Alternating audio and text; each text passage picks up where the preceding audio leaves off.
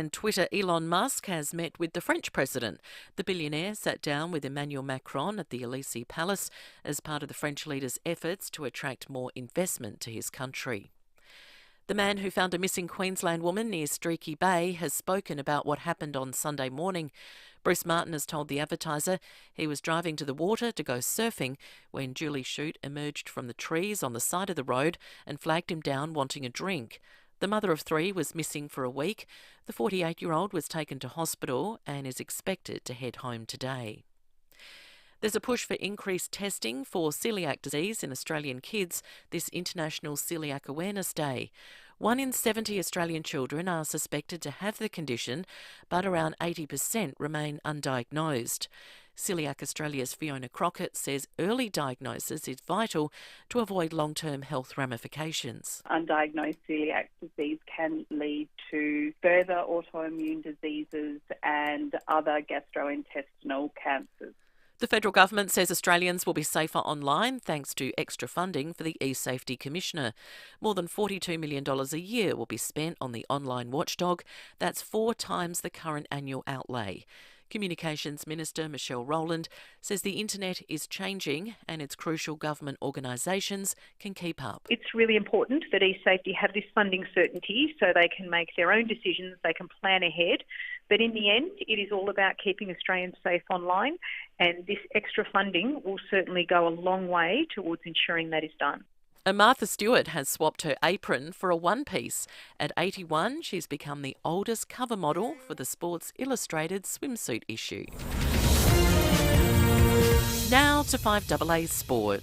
Gliderroll Garage Doors' new Platinum and Native Series sectional doors are here. Gliderroll.com.au. And it's good morning to Tom Wren. And a very good morning to you as well, Mel. Let's start with some football concussion issues for both SA clubs ahead of this weekend's matches, with Tom Doedee set to miss for Adelaide after he suffered delayed concussion from Sunday's match against St Kilda, while the Power will be without Todd Marshall, who was concussed for a second time in less than a month against North Melbourne, and he may miss more than just the 1 week, with the club set to undergo extra testing to make sure he's okay.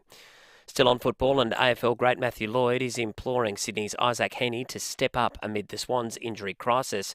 Callum Mills and Logan McDonald are the latest Swan stars to be sidelined as last year's grand finalists languish in 14th. Lloyd telling Footy Classified the 27-year-old is underperforming. That's less than a year after being named in the All-Australian side. Should be in the prime of his career, and that's Isaac Heaney, and where he's at, he's an All-Australian last year. So why can't he go on the ball and impact the game? Well, that's the question. He's frustrated them most of the year about why he just can't quite get past. Yeah, he had a good year last year, but he's sort of a bit of a highlights reel at the moment. To soccer, and Liverpool is in complete control in its English Premier League clash against Leicester, now leading 3-0. Alexander-Arnold, superb! Set up by Salah with that little back heel.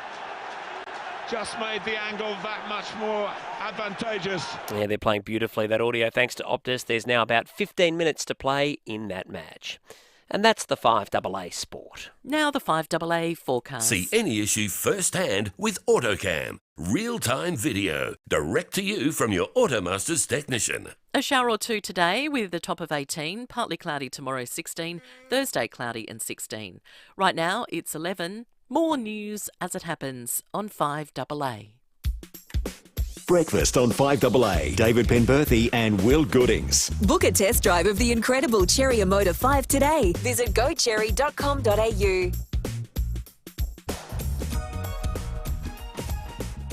6 after 6, good morning to you. Welcome to Tuesday, the 16th of May on 5AA Breakfast. We have State of Origin tickets to give away this morning. We'll tell you how you can win them. Origin 1 at Adelaide Oval. It's 2 weeks away. You'll be able to win tickets. 4 of them this morning on 5AA Breakfast, but we'll reveal how that's going to work a little bit later in the morning. Phil Curry will join us. Fallout from the federal budget, more speculation of interest rate pain on the way. How does it shape up for Albo, who was in town yesterday? Phil Curry will take us through it all after 7:30 today. Lucy's review of Shawshank Redemption before 8:30. And Tim Winton, the author who's turned documentary maker with a new ABC series called Journey Alongside Tim Winton in Ningaloo, which is a beautiful part of Australia and one that I think precious few people have probably been to. Lots of wonder how many of our listeners have been to Ningaloo Reef or those sorts of areas before. The pictures look spectacular. David Penberthy, good morning to you. Morning, listeners. Morning, Will. I would love to go to Ningaloo Reef. Me too. Is it near Esperance? I'm not sure if it's near Esperance, but I'm sure that within the next, let's say, 3 minutes, someone will call, giving us their account of how good Ningaloo Reef is. Tim Winton, famous author, he wrote Cloud Street, which is not a book I've read because I don't really read novels. You're not a novel guy, are you, Will? I used to. Once upon a time, I was like a novel a week kind of guy. Seriously? When I was at uni, I just read because I caught buses everywhere. Yeah. And so it was an hour 25 bus ride from West Lakes to Flinders University. It was excellent for reading, doing that both ways, 4 times a week. I was a big bus reader, just but now not fiction, anymore. Not fiction though. I'd read like collections of essays, and I used to subscribe to a magazine called Granta, which was really good and had a lot of good authors. Not authors, journos and writers and essayists, but Tim Winton, I understand, he's an excellent writer. He certainly won a lot of awards, but it's the home of the whale shark, isn't it? That's one of the things that it's most famous for, and that's one of the things that he's been looking at in this documentary. He's a fascinating guy because you're right. He's one of Australia's most acclaimed authors. Received every award and recognition you possibly can, but is massively into marine conservation, and he's from WA, so he has some ties to the area, despite having lived in all sorts of places around the world. But this feels like, I'm sure writing's a passion as well. It's probably hard to be a writer if you're not really desperately passionate about it, but this feels like him pursuing something else that he really loves in the world. I reckon. What's the most rugged part of Australia you've ever been to? Rugged? Yeah, the most overawing, natural. It's a great question. Oh, it's probably one of those sorts of Kakadu or. Kakadoo's intense, isn't it? Kakadu is so good. What's the other one that starts with L that's near there? Is it Litchfield National Park? Litchfield, that's one fairly close to Darwin. It's a bit closer. Yeah, Kakadoo's right up there, isn't it? Yeah. Oh, the Barrier Reef though. What about when the first time you jump under the water in the Barrier Reef, and you go, "My God, there's a bit going on down here." Actually, no, you're right. That wins. That is the most. That blows your mind because I think before you ever go snorkeling, you kind of think the pictures are all a bit tricked up and. I was terrified. I was terrified of snorkeling, but when I got out in the boat at the Barrier Reef, I thought, well, I'm not going to miss out on this. I'm going to jump in, and then I got really comfortable in the water. Didn't want to stop. It's just insane, isn't it? That's a great question this morning. The most you think rugged's the turn of phrase, most sort of spectacular part of Australia you've seen? I don't think that the Barrier Reef nor Kakadu necessarily tick the box for ruggedness. I think the most rugged place I've been to is the 12 Apostles, where you're just standing there looking out, going, "Wow." Or conversely, what about Pennington? Is it Pennington Bay on Kangaroo Island, near American River on the south side of KI? So the one thoroughfare, good old Hog Bay Road, left, right, back and forth, back and forth.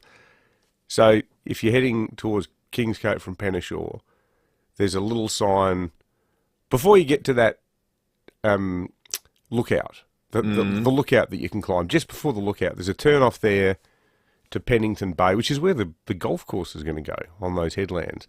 That beach, you walk down, you get to the sand, you're looking out, and you're going, well, if I keep going that way, I'm in Antarctica. Like, that's pretty crazy. KI has lots of moments like that, spots like that. 8223 is the number. I'd love to hear yours. Most rugged part of Australia. It's interesting thought starter on this Tuesday morning. You can text us too on the Automasters, the Dutton's text line, 044808 1395. We might take a quick break and get into some news headlines because there's lots going on around Australia and the world this morning that we want to jump into. The secret to owning the best house in the street isn't about the house. It's the fence. Cast Stone is an SA company with a bold reputation for premium quality fences designed to enhance your beautiful home.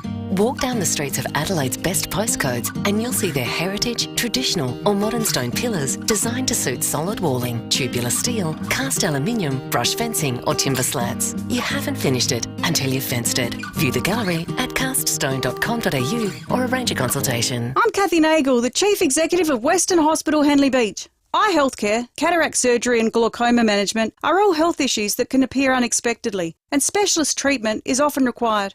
Western Eye Care at Western Hospital boasts 7 ophthalmic surgeons, on-site diagnostics, surgery options and a wide range of aftercare for all eye health care needs. For more information, visit westernhospital.com.au or call 8159 1200. That's 8159 1200. You know, there's a really simple way to be sure the ham you're buying is made from Australian pork. You just look for a pink box on your packs. That way, you'll know the pork comes fresh from our farms. And not shipped in from overseas! Yep. A pink box on your pack also means the ham has passed Australia's strict quality controls. So your ham will taste great. So for true Australian quality, just pick a pack with a pink pork logo. Thanks a lot. At Mawson Lakes Volkswagen, we believe you shouldn't settle for anything. You deserve the best. So why settle for an SUV when you could be enjoying an SUVW? Come and see our range of T-Roc and T-Cross, the small SUVs that are big on features. Don't wait months for your new T-Roc or T-Cross, and don't settle for an SUV when you can own an SUVW today from Mawson Lakes Volkswagen. Salisbury Highway, just a short drive from the city. 9 News is made in Adelaide for Adelaide. And has been since 1959. I'm Kate Collins. And I'm Brenton Raglas. Join us for 9 News tonight at 6. Breakfast on 5AA. David Penberthy and Will Goodings. Test drive the Cherry Motor 5 at Cherry Glen Osmond from 33k drive away with immediate delivery. Go Cherry. 13 minutes after 6.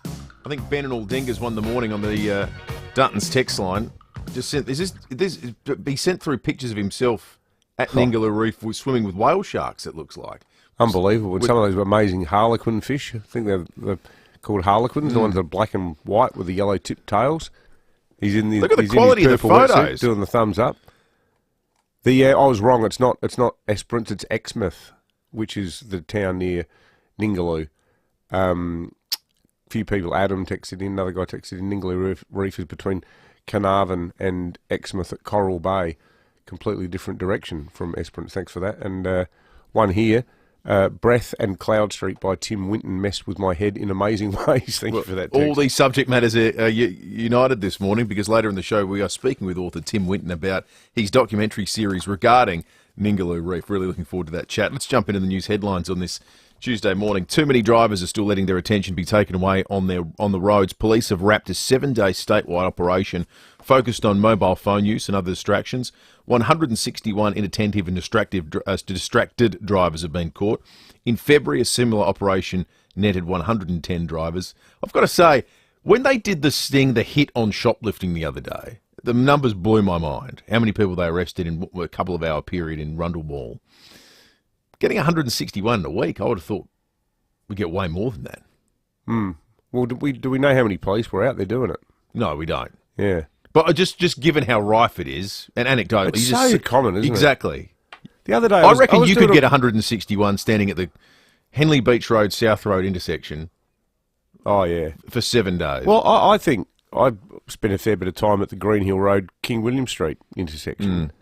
Now, the other day I was trying to do a right-hand turn from the back streets of Wayville out onto Green Hill Road. So you've got to go across the traffic. And there's that little waiting bay in the verge between either side of Green Hill Road. So I was watching. There's a car in the middle. It was a white Amarok. If you're listening, chap.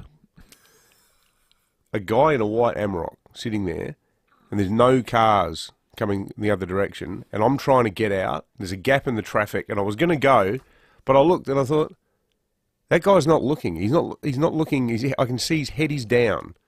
His head is down. So if I'd pulled out, the traffic would have caught up with me heading east-west along Green Hill Road. This idiot wasn't moving at all because he was just doing stuff on his phone. Checking your phone in the middle of of all the places. Turning across traffic's a pretty big call. Then I caught up with him because eventually he went. Then I ended up catching up with him at the lights. But as I was pulling up towards him, he was just drifting into my lane. And again, he's on his damn phone. And I just thought, you're a drongo, mate. Like, what are you doing? Are you applying for a bank loan? Are you texting your dying mother. Updating his car insurance. Yeah, maybe. He needs to. Yeah.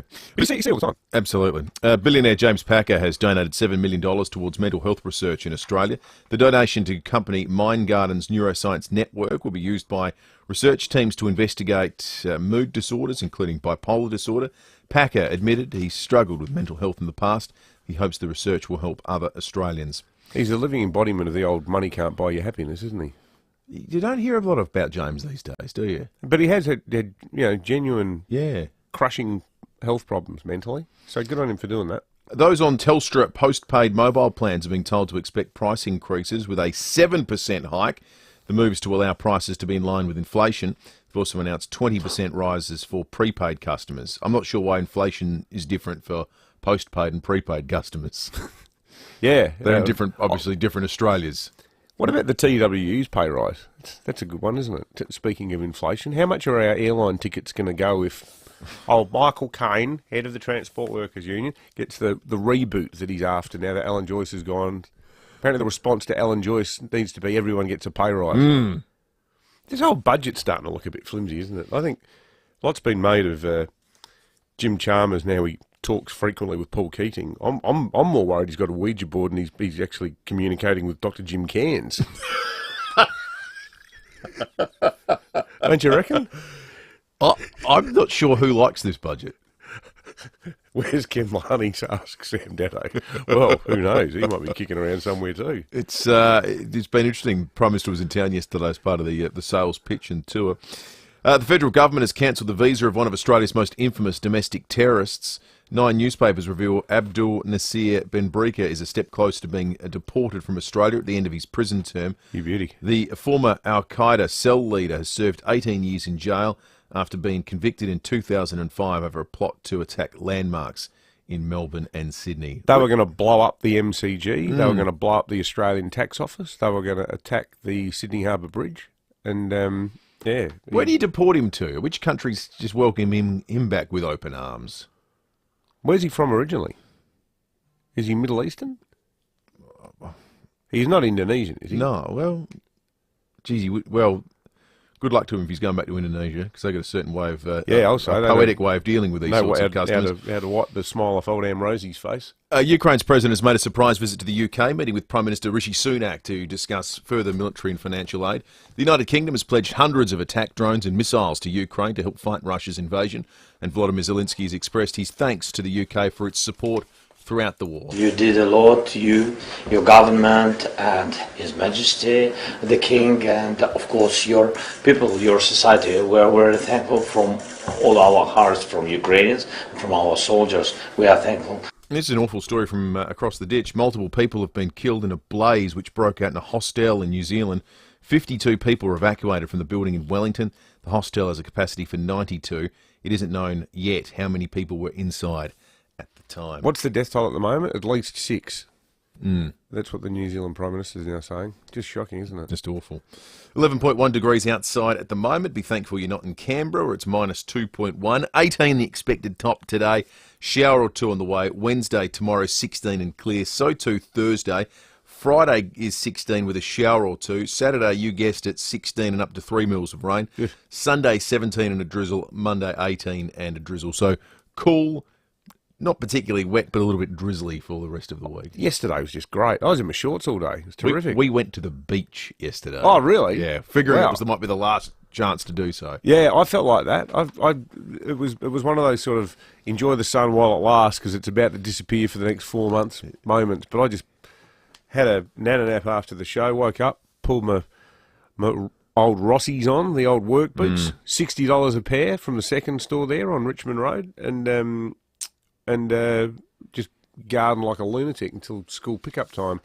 Some good Dutton's text coming through. The all-new Volkswagen Amarok available right now to test drive at Dutton's Adelaide Hills. One here from Wally the Walnut. And Wally, you've preempted us because we are going to spend a bit of time talking this morning about the excellent life of Sandy Roberts and the fight that he now has on his hands as he's diagnosed with myeloma, rare blood cancer. Wally says good luck and good health to Sandy Roberts. He has got a battle on his hands. He just seems like the world's nicest bloke, doesn't he? Everyone who's worked with him says he's just an absolute treasure of a human being. Such a good commentator too. terrific commentator. This is one of those really scary stories where he's just chugging along, going well. He had a fall, broke a couple of ribs, I think, and then. But he had no health problem. No health problem. The doctor said, "Oh, obviously you've got cancer too." And he went, "What?" Yeah, because it's a type of blood cancer that is incredibly rare and people aren't aware of as well. We had him on 7 last night on the news, and he looks really well. Yeah, look like exceptionally healthy. He doesn't look his age. He looks younger than his age. Far younger than his age. So we might in fact try to speak to him, depending on how he's feeling and so forth. He's launched a campaign, which is an important part of this. So he wants to get out there to raise money to help fight this. And this is the problem. Until someone, and the sad reality of it is, until someone with a profile gets some of these rare cancers, no one knows they exist. Yeah. But thankfully, there are good people like Sandy who then thinks, well, okay, I am in a privileged position to be able to do something like that, despite my diagnosis and despite the difficult situation he finds himself in. So we will try and catch up with Sandy Roberts a little bit later. Present company accepted, and by that I mean you and Tom Wren. But when you talk about football commentators in Australia, you've got Bruce McAvaney, Sandy Roberts, and Dennis Cometti in a total league of their own, haven't you? Oh, completely. They're sort of those three, and then everyone else. Completely. I think in a way Sandy Nelson was kind of Roberts. Sorry, I'm showing my sturt biases there. I saw Sandy Nelson at the football on Saturday. Sandy Roberts. Have I been saying Sandy Nelson? No, that was the first time. Oh, good. Sorry. Go on the Blues. 23 after 6. Tom Wren is in the FIVEAA Breakfast Studio. Gliderol Garage Doors, adding strength, safety and style to South Australian homes for over 40 years. Gliderol.com.au. Morning to you, Rennie. Morning, Will. Morning, David. Yeah, I worked with Sandy for 3 years in Melbourne when I lived over there at Channel 7, and you will not meet a more humble, nicer man. And as we know, the media can be full of big egos, particularly in the eastern states, as you know, David and Will. But he is one of the all-time great human beings and has had some of the all-time great calls over the years. He's just a small snapshot of some of what he has managed. Oh, he's a light, Gary Ablett. Look at this. Here is the magician at work. He shoots towards goal. What more can you say? Oh, there's a pig on the ground. There is a pig at full forward. With us in Landcock and Land, I should say, and Land. It's going to be very interesting to we come to the stage now, and that is. Otherwise, we play extra time. Lockett, the most important kick of his career. Any score will do. Yeah, that was just the football, but I mean, he did tennis for a lot of years as well for Channel 7. The pig was... had Plugger written on it, didn't it? Yeah, number 4 Plugger. What an iconic moment in the history of Australian football. Wasn't and his call was right on. Yeah. He called the moment. It was amazing, wasn't it? It was just spectacular. And I think he called a scoreboard being on fire once at the MCG as well. Was that night game with St Kilda? Yes, and then I think, did he do the lights off? Malcolm Blight definitely did when the lights went off at Waverley. But he's had some amazing moments. That Tony Lockett point after the siren against Essendon to put them in the prelim, into the grand final in 96 in the prelim. When they lost to the Roos, yeah. Yeah. So, let's hope that, he goes well with this fight. It's a big one for him, but beautiful family. Absolutely. Well said, Tom. It's sad that streaking is still a thing, but pig smuggling isn't. Because there was something kind of, crafty and admirable about smuggling a pig into a van. And ultimately, it's G-rated. There was a double pig smuggling that one time at the cricket when there was one that had both of them written on it and another one had Eddie Hemmings written on it. Remember That's him? right. The spinner. spinner? Yeah. But I think 25 Australian Opens, more than 1,000 games called of AFL. I mean, it's great. It's a wonderful career, isn't it? They're huge numbers, aren't they? Just amazing. So all the very best, Sandy. Fellas, we're just starting to get a bit of a closer look at the season. Maybe after round 10 we'll do a bit of a deep dive as to how the sides are looking. But I did note with interest last night that a lot of the experts from across the border have got the Crows pushing into the top 4, some even saying they can win the flag. Top 4? That feels premature. Nathan Buckley has come out and said he thinks the Crows can make the 4. Mark Robinson thinks they can win the flag. So I've got to calm down, don't we? The Crows are officially on the hot take circuit now. They are on the hot take circuit in a big way. Okay. But Collingwood, there's some that still doubt whether or not Collingwood are the real thing because they've had a lot of close wins. But have a listen to this. There's one club that hasn't played. I reckon at this point of the year, sometimes it's good to get those lesser sides later in the year because they almost put the queue in the rack. West Coast, North Melbourne, Hawthorn, I think we all agree they're miles off. Oh, yeah. They're almost uncompetitive. One side hasn't played any of those three yet, Collingwood. So, oh God, they've got three basically. What's their percentage boosters? Well, their percentage isn't very high. It's not at the moment. They don't flog people. Exactly. Well, it will be. But it will be after those three matches. And they had a good win on the weekend. But you're right, David. They tend to win matches. The by Crows' close percentage margins. is almost as high as theirs. Yeah. Isn't it? Or maybe it's even marginally higher. And I'll check while you're talking. The Crows, yeah. I mean, Ports is quite low, as we know. They've had a lot of narrow wins so far. The Crows, a little bit better after the weekend. But Collingwood, I think you could just about lock them in for a top four. I'll lock him in right now. That said, I had Richmond finishing top. Hey, so how many rounds are we in now, Rennie? 9 in. 9 in. I didn't think we'd be here at round 9, but having the nature of the win on the weekend, it's officially now disappointing if Adelaide doesn't make the 8 this year. No doubt. Yep, I think you. I didn't think we'd get here by round 9, if at all. I thought this year, if you're in the conversation right up to the end, that's probably success. But right now, given where they're at and what they've shown, I think you'd be really disappointed if they're not playing finals. Injury list is looking fantastic. And the thing about me, Will, that has surprised me is their skills. I think they're just about the best. They're kicking. And what a transformation, because they're the worst kicking side in football 100%. for the majority of the last 5 years, 6 years. Whereas now, they've got elite kicks in that side. So you're right. Let's hope they can do it, but maybe we'll have a real close look at it after 10 rounds. Pies 129, Crows 114, so not that close after all. There you go, stand corrected. And if you're trying to find Ningaloo Reef, it's not anywhere near Esperance, just around out the half Are hour. you running a live fact check on yourself this morning? I am, just to get in before Blakey slots me. Thank you, Rennie. Thanks, boys. Gliderol Garage Store's new Platinum and Native Series sectional doors are here, gliderol.com.au. The all-new 2.5-litre Nissan X-Trail has been awarded the 2023 Drive Car of the Year Best Medium SUV. And with Nissan Future Value Business Plus, a new fleet finance solution for small to medium businesses, you can drive the award-winning Nissan X-Trail ST for competitive weekly repayments that include the cost of scheduled servicing for the loan term. Visit nissan.com.au/business plus or contact your local Nissan dealer. Approved ABN registered small to medium fleet applicants of Nissan Financial Services. T's and C's and exclusions apply.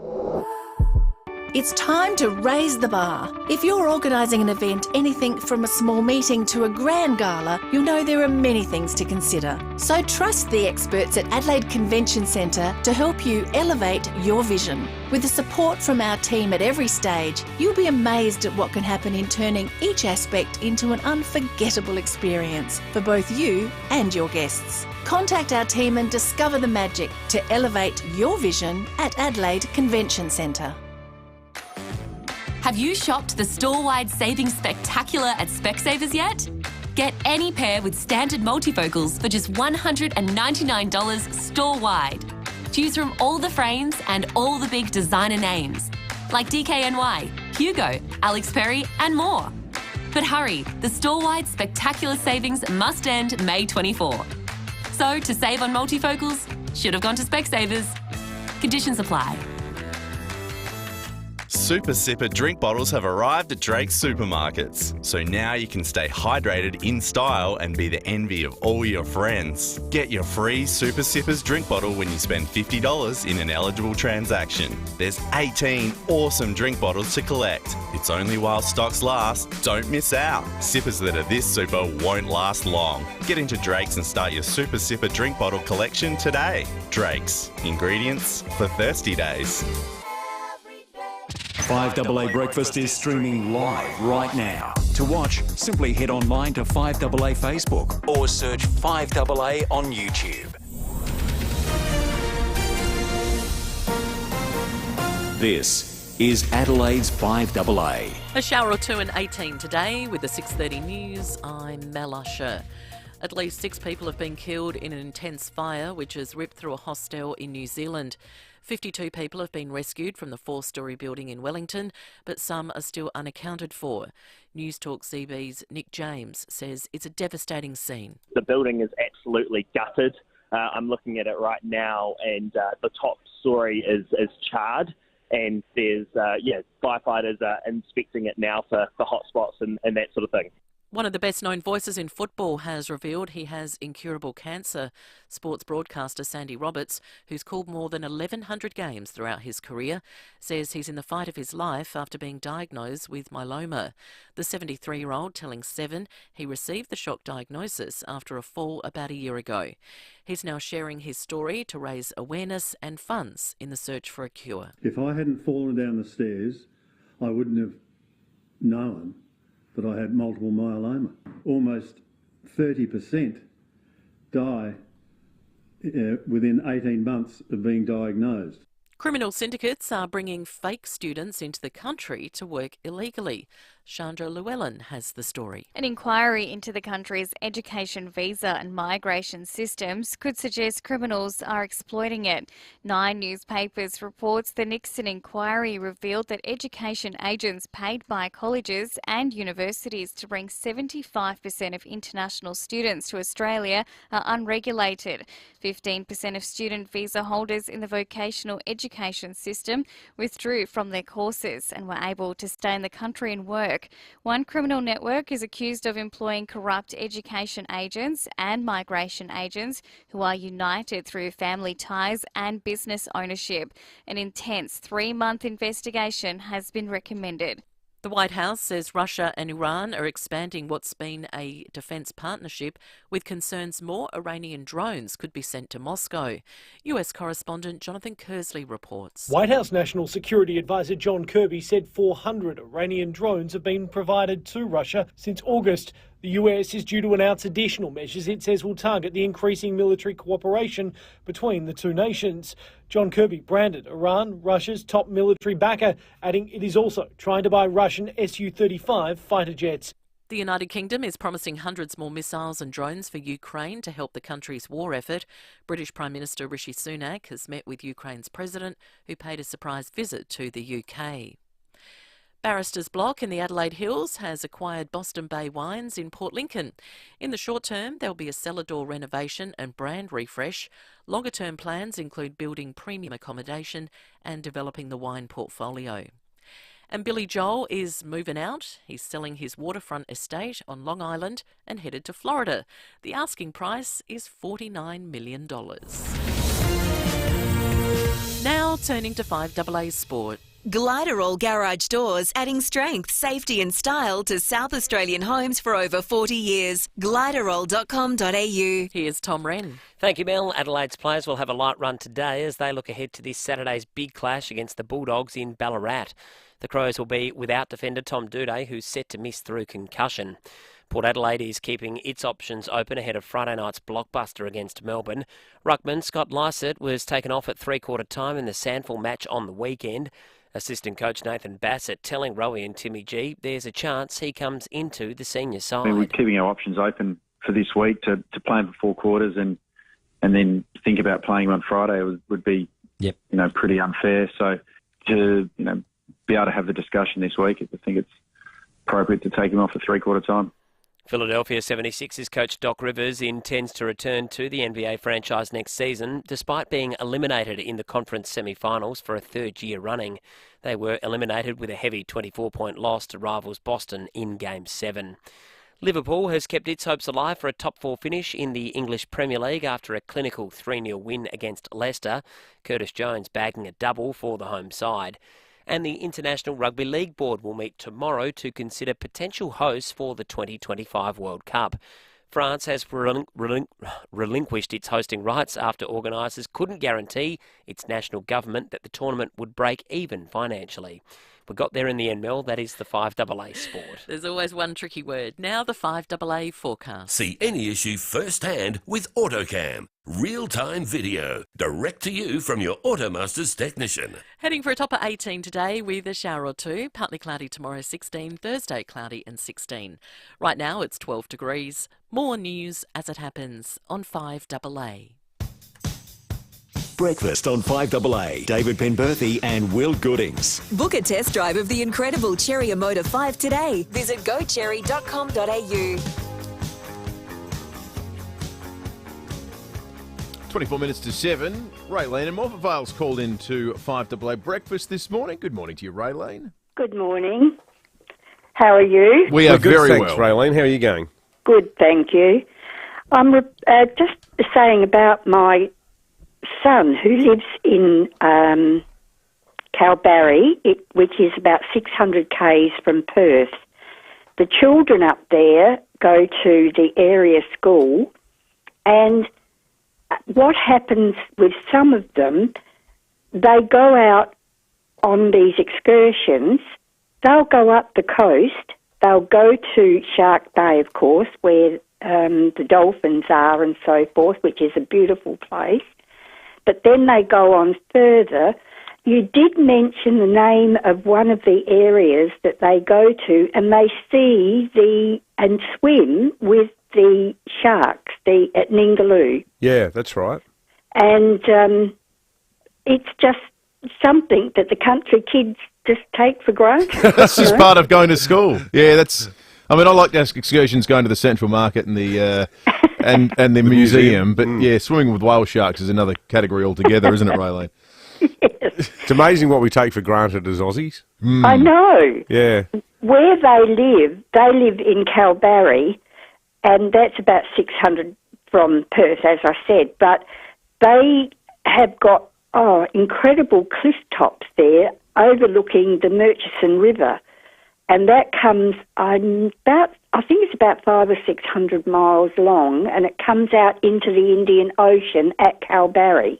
Wow. And it used to be a place where the fishing and everything was there for fishermen and that, but now, of course, it's built up quite well. It's fairly large, really, yeah. A lovely call, Raylene. Great call, Raylene. Thank you for that. It is amazing what we take for granted. I still think it was quite illustrative for my younger kids last year when my friend Simon Carter, who lives in Wuhan, he's an Adelaide bloke, but he's married to Sun Ri, a Chinese woman, who's been living in China for more than a decade now.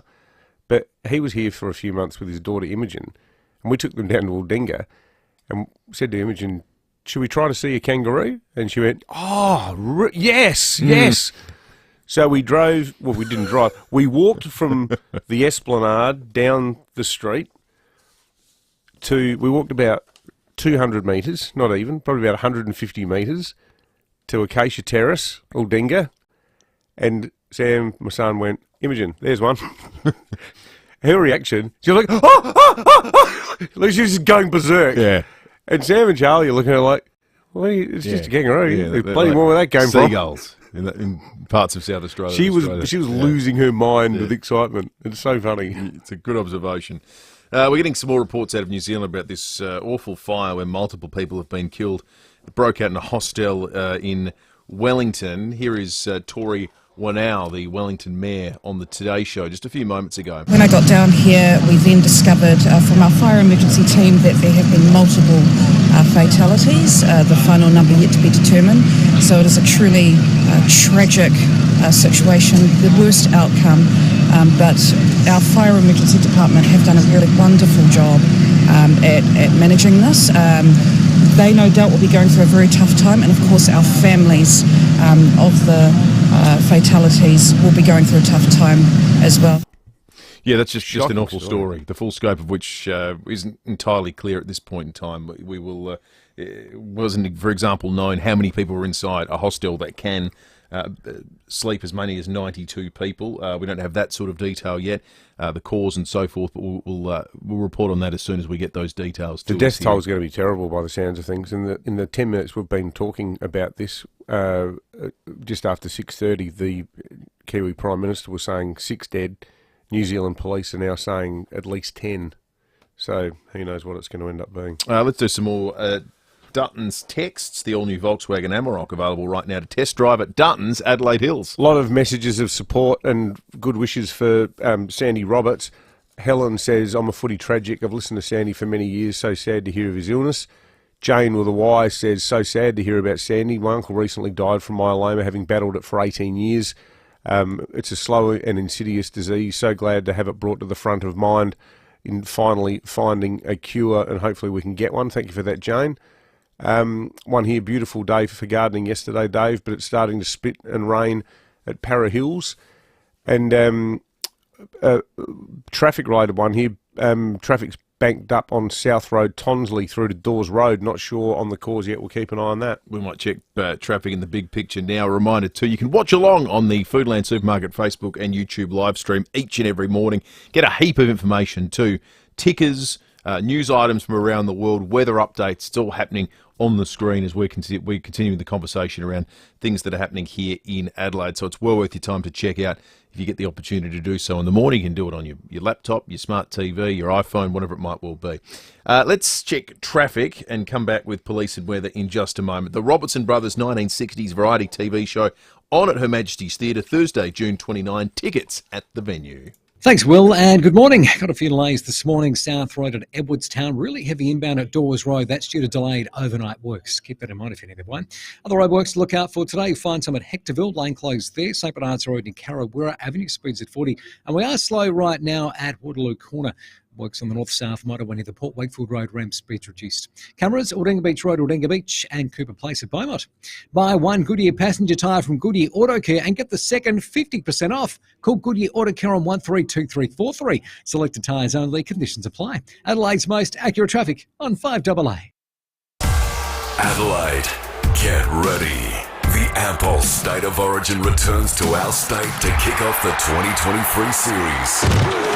Witness Australia's greatest sporting rivalry between the Queensland Maroons and New South Wales Blues. Pick your side or we'll pick for you. It's sure to get heated. The Blues versus the Maroons, Wednesday, May 31st at Adelaide Oval. Tickets selling fast. Secure yours at nrl.com/tickets. Australia's greatest sporting rivalry is back with the 2023 Ampol State of Origin series. Witness the game's best players square off in the ultimate fight for state pride as two of the greatest coaches, Freddie Fittler and Billy Slater, go head-to-head. The Maroons' dominant performance last year saw them reclaim the shield, so the Blues will be up to deny Queensland another series win. Ampol State of Origin kicks off Wednesday, May 31 at Adelaide Oval. Unreal. Secure your seats today at nrl.com/tickets. Direct from sellout tours across the world, the Simon and Garfunkel story returns to Australia. Featuring all their classic hits, told in a moving and powerful show. Her Majesty's Theatre, Wednesday, August 2nd. Don't miss the Simon and Garfunkel story. Book at Ticketek. On sale Friday. Always expect the best from Adelaide Appliance Gallery, home of designer appliances, which means right now you'll save up to 15% on Falcon upright cookers, plus receive a special 10-year warranty for this month only. Also this month, Miele are offering a 10-year warranty. That's a 10-year warranty on Miele this month only. We can also arrange delivery, installation and removal of your old appliance. Adelaide Appliance Gallery, home of designer appliances, Paynham Road, St Peters. T's and C's apply. 9 News is made in Adelaide for Adelaide. And has been since 1959. I'm Kate Collins. And I'm Brenton Raglas. Join us for 9 News tonight at 6. Breakfast on 5AA. David Penberthy and Will Goodings. Test drive the Cherry Emoda 5 at Cherry Glen Osmond from 33k drive away with immediate delivery. Go Cherry.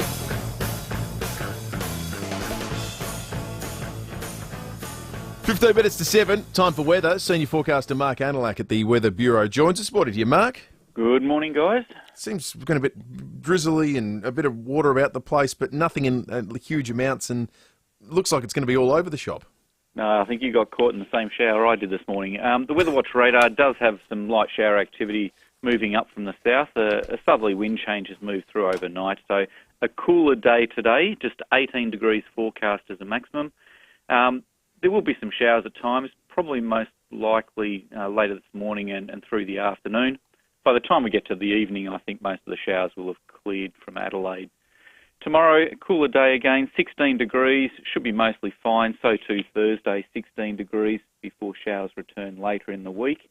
But for today, expect a shower or two at times, not a huge amount in it, and a top of 18 degrees. Good stuff, Mark. Thank you for that. Thank you for that, Mark. 8223 is our number. You can text us too on the Duttons text line. We're going to get into some issues political after 7 o'clock, starting with the NAB forecast on interest rates that I don't think will be news to the Albanese government. We'll read you their statement, not the interpretation of it, and you can make your own determinations. We're also going to talk about, and you might be able to help us out with this, folks, certainly if you live in the vicinity of Edinburgh, the massive $132 million payout to 30,000 claimants. That sounds massive when you talk about the sum of it, but it's not so massive on an individual basis. A huge amount of people affected right around Australia because of the foam they use to fight fires in Air Force bases and airports, that it never leaves the soil, leaches into the water table, and if it gets into your body, it never leaves your body either. And there's a huge payout that's come about as a result of it. The people in South Australia affected are in the Edinburgh area. I wonder if we've got any listeners that are captured by the class action. And how did you feel about the settlement that was reached yesterday? If it's you, give us a call, give us some insight on what it's like being living through this process and how happy you are with it, because I'm yet to see anyone who was a party to the claim that seems particularly delighted with it, the total amount of money. Yeah, well, given how many people it's going to be shared around with, but they sound like the material that was being used, polyfluoroalkyl. It's that sort of foam that's used to like a fire retardant foam that was used until the early 2000s. A lot of that stuff that was used, like my uncle worked in a foundry in Edwardstown making seatbelt parts and car parts for the auto industry most of his life, and I remember when the TCE scandal broke in Clovelly Park and Mitchell Park, he said we used to use that all the time, and it was like a degreaser. It was so toxic. Amazing. There's two parts to it as well, and as the Prime Minister said when he was in town yesterday, the most important part is people's health and their well-being and the quality of life and so forth. There is a second and not insignificant part of this that goes to people's property values as well. Who's buying a property in that area? How do you sell it? What does your retirement look like? These are legitimate and fine questions. Totally. I wonder if you're living in the Edinburgh area where you feel like they've been appropriately addressed by way of this compensation. So give us a call if it's you. We would love to hear your story. 8223 0000. Let's head to Sapulse, and your Constable Rebecca Stokes is on the line. Rebecca, there was a servo robbery at Parafield Gardens last night. Yeah, police responded to reports of suspicious behaviour at a service station on Salisbury Highway at Parafield Gardens about 12:15am this morning. When they arrived, they actually located a robbery in progress and quickly apprehended the suspect. It would be alleged the man entered the service station armed with a firearm, threatened 4 people inside and demanded cigarettes. The victims had been detained in the rear of the store, but fortunately no one was seriously injured. A 20-year-old Parafield Gardens man has been arrested.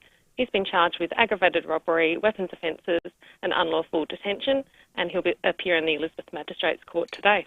Now, Rebecca, small things exercise small minds, but I've got to admit I'm extremely excited about getting to the bottom, so to speak, of this next item. A bloke's been caught in Kilburn with his pants down. What's going on there? Yeah, police were called to Kintore Avenue, Kilburn, about 2:30am this morning after the occupant woke to find a man in their backyard. The occupant confronted the man and a struggle ensued. And during the tussle, the suspect actually lost his shoes and pants before breaking free and jumping fences to escape. Police arrived and searched the area, and they located a man matching the description, which was a man with no pants and no shoes, on Galway Street. So after searching him, he actually still managed to have property belonging to the occupant of that Kintore Avenue home. And a property from a Galway Street address was also found. So he's a 46-year-old Northfield man. He's been arrested and charged with 2 counts of serious criminal trespass and 2 counts of theft. And he'll also appear in court today. So he lost the pants in a scuffle with the resident who he heard broke him. free but left his pants behind. Yeah, so. right. Yeah. It's like the old ad, one day you are going to get caught. He did. Good stuff, Rebecca. Thanks for that. Rebecca Thanks so Stokes much. from Sapulse.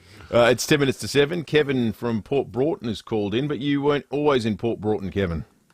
No, I used to live in Burton, and it was funny about it. We heard about this PFAS being in the soil, and I was an Air Force reservist at the time, and the information they gave us down at the RAF base was different to what they gave us in the public forum, because I found out when I was at the RAF base that it was actually under my house and also my neighbour's house. Oh, mate, really? And so I told them. But what I also found out, that PFAS was in the hair shampoo in the 1970s. Yeah, Is that right? And something that I wasn't aware of, but it actually has a half-life of 10 years in your body. So that was the biggest concern, was that it didn't leave your body fast enough. I don't think there was any, from what I can understand, there's been no proof it actually causes any ill health, but the concern was if it continued to build up and over a long period of time, it may.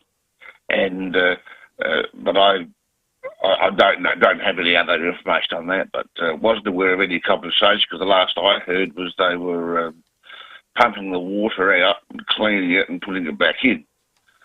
And visa was going to be reduced anyhow, but I don't really know. But yeah, that's what I knew about it. I lived on Bolivar Road, Burton, and right on the border of Burton and Salisbury North. Yeah, right. Yeah. Thanks for shedding some light on it, Bolivar Kevin. Road rides right up towards the soccer club there, which is sort of in the Edinburgh area, Burton neighbouring Edinburgh. You know, if you're trying to sort of place the area that we're talking about, you know where the RAF base is, but the Lyle McEwen Hospital is the sort of north-east corner of Edinburgh. The Waterloo Station Hotel's not far from there. It's not in Edinburgh, but it's slightly further south. Just trying to look at some of the landmarks in the area. The Elizabeth Centre shopping centre is in the north eastern corner of the area as well. Andrew from Blackwood on the Duttons text line says, "Well, there's a firefighter victim of this toxin who discovered that through blood transfusions they could lower the residual toxin level in their bodies." Andrew says he thinks it was an Australian story. And Bianca at Summertown asks this question: police update on the hold-up, demanded cigarettes. I find it so interesting. Are cigarettes more valuable than money now? Well, the way they're going, they will be. As he was local, did he just have to steal the money and then come back to buy the cigarettes? Does that mean he was just lazy? Just cut out the middleman. Well, what does a pack of cigarettes cost these days? I think they're about 55. Well, they're going to go up to $60, I think, because of the budget. $60. That's starting to become currency, isn't it? To Bianca's point, I know Bianca was being facetious, but well, it's not. I mean, it's not ridiculous in a policy sense because it's driving down the rate of smoking. No, which but is it's the objective. But it does make them more luxury items and the kind of thing that thieves are going to target. $60 a pack. You resell. What you get on a black market resale then would be, it almost incentivises it, doesn't it? It's crazy. Most certainly is. It's 6 minutes to 7. That number again, 82230000. Big thanks to Kevin for calling us from Port Broughton, but of course he lived in Burton. Anyone else who lives in the vicinity of some of those roads? So you're talking about Bolivar Road, Edinburgh Road, West Avenue runs through there. The areas around the Lyle McEwen. I imagine that we'd have some Salisbury North listeners that are probably a little bit concerned. Some of those that, people that go to the Salisbury Inter Soccer Club there that border these sorts of lands, wake up this morning and hearing this sort of class action being settled would be somewhat disturbing. If you're in the area, even if you're not directly affected, what are you hearing? What are your neighbours telling you? What is the cut-off? Where are you comfortable being when you know that there is a line in the ground somewhere that says everything from this point on entitles you to a payout because of chemicals that leach into groundwater? So, obviously this is stuff that was used at the Air Force Base, but the area of concern is going to be broader than the immediate vicinity in which it was sprayed. So it's a big story, this one. I feel for people that live out that way and just have to live with the wonder about what's going on. Have you ever eaten a mashie, Will? I don't know what that is. I didn't know until yesterday. I've never tried them. I was reading up about them overnight. Apparently, a mashie with an M. Mashie, yeah, mashie, like rashi. M-A-S-H-I-E-S from the verb to mash, as in mashed potato, which is what they are. But apparently they're this cult item at KFC. So they're rolled balls of mashed potato that are then dipped in the same crumbing mix that's used on the chicken. So the secret herbs and spices. They're about the size of a golf ball, or a little bit smaller than a golf ball. Like an arancini, but with instead of mashed potato, pasta, food with mashed potato. Yeah, they're called mashies, and they come in boxes of 6 or 12. You talk him into this. You get them with a tub of gravy, and you dip the mashie into the gravy and eat it. Okay, there's no part of this picture that I've got a problem with so far. Yeah. Well, apparently everyone's going off. They did a trial reintroduction of them in Tasmania at all the KFCs in Tasmania, and they were such a hit there that they're now going national. The mashie. The well-done mashed potato is the kind of thing that gets reimagined by Michelin star chefs every few years that it's not really a reimagination. It's just something that always remains excellent. Apparently, to do it like restaurant standards, you need a thing called a ricer, which is like a pump action, almost like a fuzzy pumper kid's toy. You should never beat the potato. You should just rice it. That gets that when it becomes that super smooth. Yeah. Sometimes it's almost gelatinous. Well, there's a French way of cooking it where and it's basically a science experiment where you use butter and cream and just keep adding it and adding it and adding it and adding it to the point where the potato can no longer absorb any more of the fat. Wow. You get it to that point, and that's when it's ready. That sounds delicious. And then you just, you go straight to hospital after you've eaten it. Classic that never goes out of fashion. Who's eating a mashie? Yeah. I want to know. Let's give us a mashie review. Is it as good as David just made it sound? 8223 or the Duttons text line. Bill said, boys, the other day I was going through the Coles checkout. The guy in front bought a packet of Horizon 50s for $94. Surely not. $94? I thought the Horizons were the cheap ones. That's I suppose you extraordinary. get 50 of them. Hey, a little bit later in the morning, you're going to hear this noise. Bit piercing, isn't it? That's the league whistle, because we have State of Origin tickets to give away. Not just one, not two, but four. You and three friends to get along to State of Origin, Australia's greatest sporting rivalry that's going to be here at the Adelaide Oval. It's a Wednesday night, 31st of May, so 2 weeks from tomorrow. You can get State of Origin tickets at nrl.com/tickets, or when you hear that noise, it's going to play randomly a little bit later in the morning. Be the first caller through on 8223 0055, and you'll be there on the big night. It's going to be a massive night, and you'd think it's going to be. I think it's almost sold out now too. I think it will, won't it? Yeah, always does. Hey Rick, it's Chris from Automasters. Just thought I'd give you a quick rundown on some of the things on the car. Now you can see what we see. Just want to show you two little things on the CX-5. AutoCam. So this is the air filter out of your car. Real-time video sent direct to you from your Automasters technician. It's not actually the wheel bearing. What it is, the handbrake's integrated into the calipers. See any issue firsthand. How good? Real-time reporting with instant SMS approval. Call 1300 Automasters. Great service guaranteed. For nearly 40 years, no one has done certified used cars quite like Steinborner Automotive, with dedicated yards including SA's best range of commercials loaded and ready to go, including SA's only dedicated small car and SUV centre, and SA's only large SUV and 4x4 centre suited for any lifestyle. Steinborner still also has the best range of Commodores, from ZBs to the collectibles. View all late model used vehicles at steinborner.com.au. Steinborner Automotive. It's well worth a trip. G'day everyone, Cornsey here. Now, I know a great team and I see one, and the South Australian hydraulic team I rate the highest is BL Shipway. I've known them for a long time. David Shipway is one of the best blokes you'll ever meet. BL Shipway, they've been looking after your hydraulic and pneumatic needs since 1953 with brands like Ryco, Rexroth, Enerpac, Hydac, Oilpath, EasyFit and many more. And if you can't get to them, they'll send a Ryco 24/7 van to you anytime, anywhere. blshipway.com.au, a South Australian team you can count on.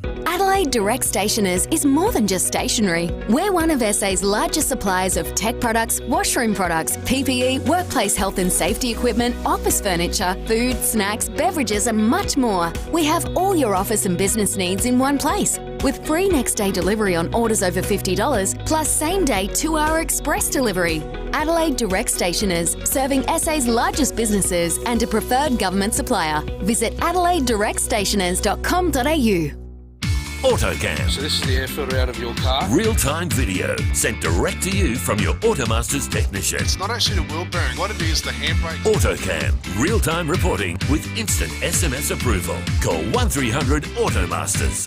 5AA Breakfast is streaming live right now. To watch, simply head online to 5AA Facebook or search 5AA on YouTube. Online, on DAB Digital Radio and on 1395 AM. Talking Adelaide. This is Adelaide's 5AA. A shower or two in 18 today. With the 7 o'clock news, I'm Mel Usher. The New Zealand Prime Minister has confirmed at least 6 people are dead after fire tore through a hostel in Wellington. More than 3 times that have been injured.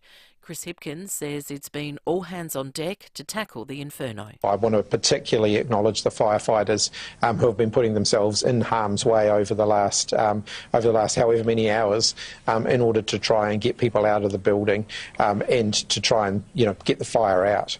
A man has been arrested at Parafield Gardens after reports of suspicious behaviour at a service station.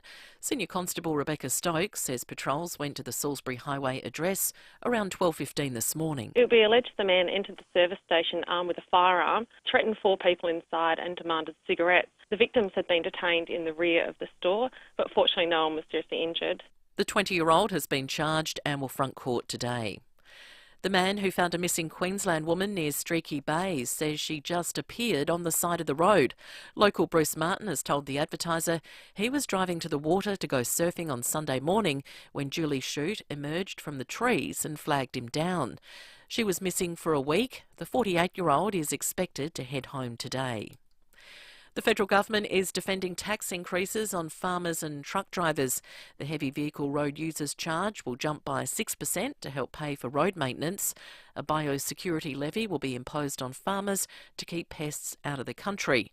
Agriculture Minister Murray Watt says the new charges are justified. Even after these changes, farmers will only be paying 6% of the cost of our biosecurity operations. Importers will be paying nearly 50% and taxpayers picking up the rest. I think it is a pretty modest ask on farmers, given the benefits that they receive from the biosecurity system. The online watchdog will soon work more closely with law enforcement when it comes to dealing with child abuse material. Federal funding for the e-Safety Commissioner is being quadrupled to $42 million a year. The money will also help improve support for Australians dealing with harmful online abuse. Ukraine's president says he wants to create a Jets coalition after holding face-to-face talks with British Prime Minister Rishi Sunak. Brett McLeod reports. The pair exchanged warm welcomes, the British Prime Minister promising hundreds of long-range attack drones and air defence missiles to Ukraine. And Britain said it would begin basic training of Ukrainian pilots in the near future, adding the UK would work with other countries on providing F-16 jets. Zelensky's visit comes after a whirlwind tour of the mainland over the weekend, stopping in Rome, Berlin and Paris. Asked about the expected Ukrainian counter-offensive, Mr Zelensky said, "We need some more time, but not too much." Coldplay's trip to Perth later this year is already breaking records. At the height of the pre-sale yesterday, more than 300,000 people were waiting in the queue. Ticketmaster says that's a record for Australia. General tickets go on sale today, and Coldplay have added a second show in WA due to demand. Now turning to 5AA Sport. Gliderroll Garage Doors' new Platinum and Native Series sectional doors are here. Gliderroll.com.au. Here's Tom Wren. Thank you, Mel. Adelaide will have to find a replacement for defender Tom Doedee for this Saturday's big game against the Bulldogs in Ballarat. The Crows will hit the training track this morning as they look ahead to the match. Port Adelaide also has to make at least one change, with forward Todd Marshall also out through concussion. Charlie Dixon looms as the obvious replacement, but is battling a quad injury and is no guarantee to play.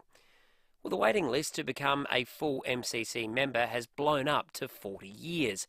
Jordan Tunbridge reports. It's one of the most in-demand memberships for sports fans in Australia, the Melbourne Cricket Club. There are currently more than 103,000 MCC members, but the waiting list has blown out to double that figure. It will now take someone 20 years to get in and 40 years to achieve full membership, which includes a guaranteed seat for the AFL Grand Final.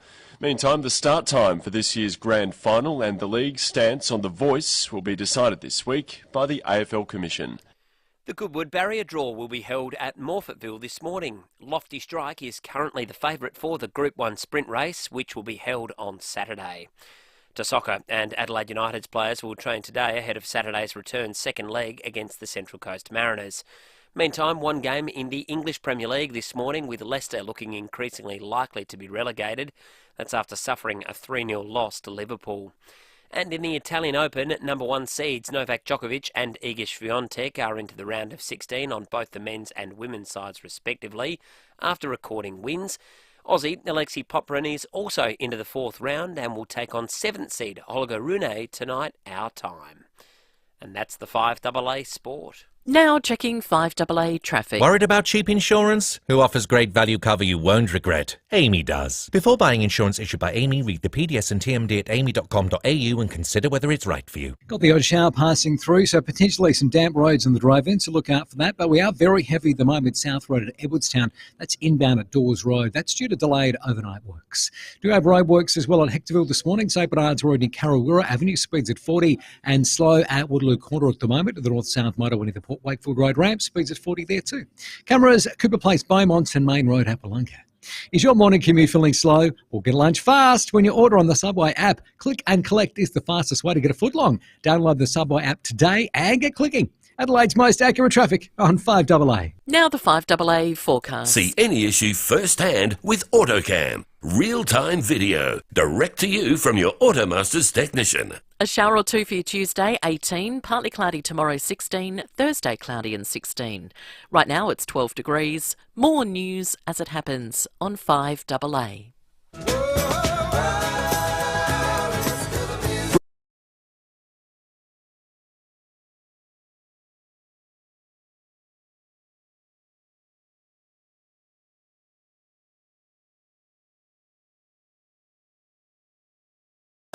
7 after 7, good morning to you. If you are joining us for the very first time on this Tuesday morning, Tim Winton, fabulous Australian author, is coming up after 8:30 this morning, not to talk books, but to talk about the ocean and a very unique part of Australia that is closer to where he calls home than where you do. He is from Western Australia. He's going to talk about his new documentary about Ningaloo Reef that he's doing for ABC. Looking forward to that, coming up after 8:30. Lucy, who's read a whole heap of Tim Winton's books, we were talking in the break a moment ago, we'll be reviewing Shawshank Redemption before we speak to Tim at about 8:20 this morning, it being extracted from the movie bowl. Phil Curry after 7:30, and of course in and around that your calls. Hoping to speak to some people affected by this class action regarding the PFAS foam that was settled between the federal government and some 30,000 claimants right around the country. But in Adelaide and South Australia, those living around the Edinburgh RAF base were affected and captured. If that's you, or indeed if you just live adjacent to it and you're wondering about what it means for you,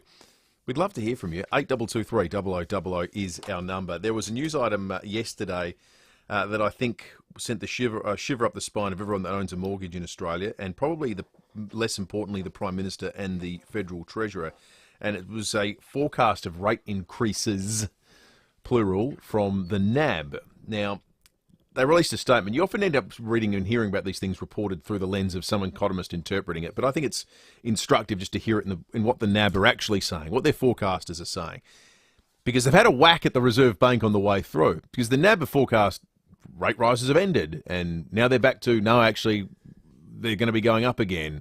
So to thwart any criticism of their forecasting capabilities, they've said this: the key uncertainty for our rate expectations has been the reaction function of the RBA and monetary policy strategy of the RBA being marked by some mixed signals in 2023.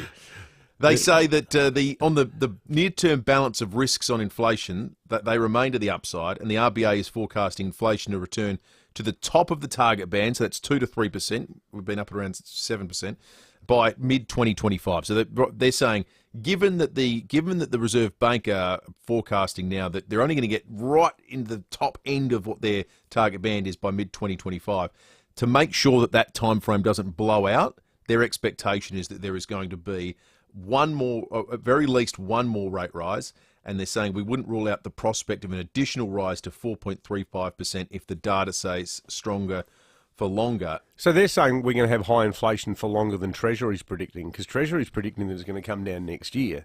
But the NAB are saying that it's not until the middle of 2025. Well, they might be right. Coming down is different to being in the target band. Because here's the thing about the trick about the target band that none of us have paid attention to until the last year.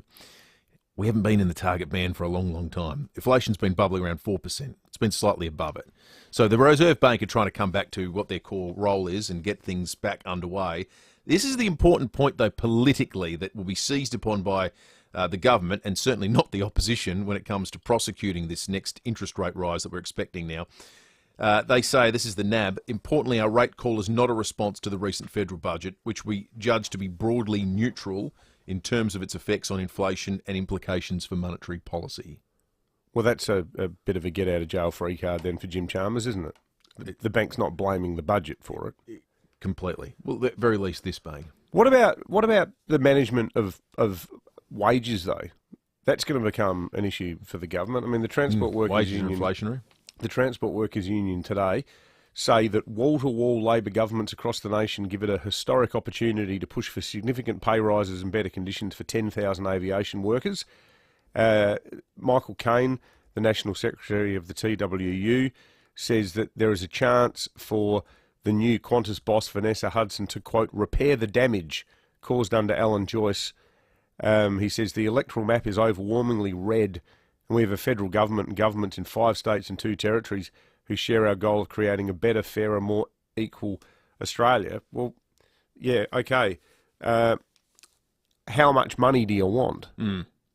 And what's the government's response going to be to that? And you look at things like the long overdue aged care pay rises, which is restoring the historic neglect of people working in that sector. But if everyone puts their hand up and you start getting willy-nilly claims on the basis of, well, hang on, they found $11 billion for aged care workers, what sort of assistance can we get from the private sector, then the inevitable result of the TWU's request is that the cost of flying will go up. So that's going to not push us down from 7%.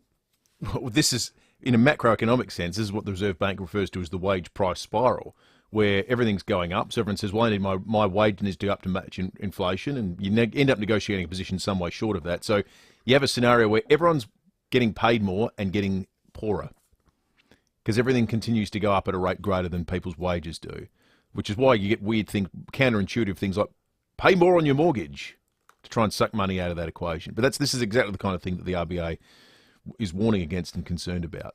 But, well, the reference to Jim Cairns I made at the start of the show, one of the biggest drivers of inflation in the mid-70s under the Whitlam government was that Cairns thought that you could use the public sector, rightly, it was his intention to use public sector wages as the pace setter for an across-the-board wage rise, because people would start saying, well, hang on, all the Commonwealth public servants are getting this, why aren't we getting it? And next thing you know, the whole economy is just spinning out of control. Yeah, wage increases need to be accompanied by productivity improvements and so forth. But well, that's it. Do you get one because you didn't like the former CEO? No, that shouldn't. Wouldn't have thought. Was it like a sort of PTSD-based pay rise because Alan Joyce was so unpleasant? It's not a wage; it's more sort of compensation for stress and damages. Maybe. But the bottom line is interest rate rises are likely to be on the way. We've been speaking a bit about Sandy Roberts this morning, the legendary TV sport presenter that revealed he has a rare cancer. It came from, he had a fall and got checked out, and the doctor sort of, in his words, told him news that's absolutely shocked him. This is my greatest call. Help me find a cure for myeloma. If I hadn't fallen down the stairs, I wouldn't have known that I had multiple myeloma. The doctor finished up saying, and of course you've also got cancer. Well, you could have blown us down with a feather. I mean, we had absolutely no idea. No idea. I mean, what's he talking about? Myeloma is a malignant, a cancer that forms from malignant plasma cells in the bone marrow.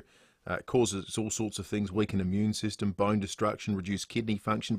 I'd never heard of it until Sandy spoke about it, and that's the point of his campaign that we heard a little bit of the start there. That he's going to be raising money and awareness of this awful cancer, and we wish him the best. Shocking story. The Prime Minister was in town yesterday spruiking the budget, but he also spoke about an issue that we've been spending a bit of time on this morning, this federal government payout to 30,000 claimants around the country for exposure to a substance called PFAS. It's firefighting foam that was used at 7 places, generally airports around the country. The RAF base at Edinburgh is the one that caused it here. The people that are the claimants are those that own land in the vicinity. What happens is these chemicals leach into the water, they leach into the ground, they leach into the soil, and eventually they leach into you, and they never leave. there are issues that people have concerns with, obviously health-wise, and that's what the Prime Minister spoke a bit about yesterday, but obviously too there becomes things about resale for land. What does that do for your retirement plans and so forth? Here is the Prime Minister in Adelaide. Well, PFAS has been, these are legal matters, so the Attorney-General will respond. But PFAS has been an issue and its use around many communities, particularly those around airports, and the Commonwealth engages, of course. This predates by a fair way this action, my election as Prime Minister, but the Attorney-General's department look after these issues, but people have, across a range of communities, suffered from the use of this. It's another example of where we have to get occupational health and safety right. We need to get it right in the first place. That would avoid these sort of actions, which the biggest concern that I have with PFAS isn't, of course, a financial one. It is the health outcomes of people who are affected by it. It's shocking that so much of this stuff got used, and it was only belatedly we found out how dangerous it is.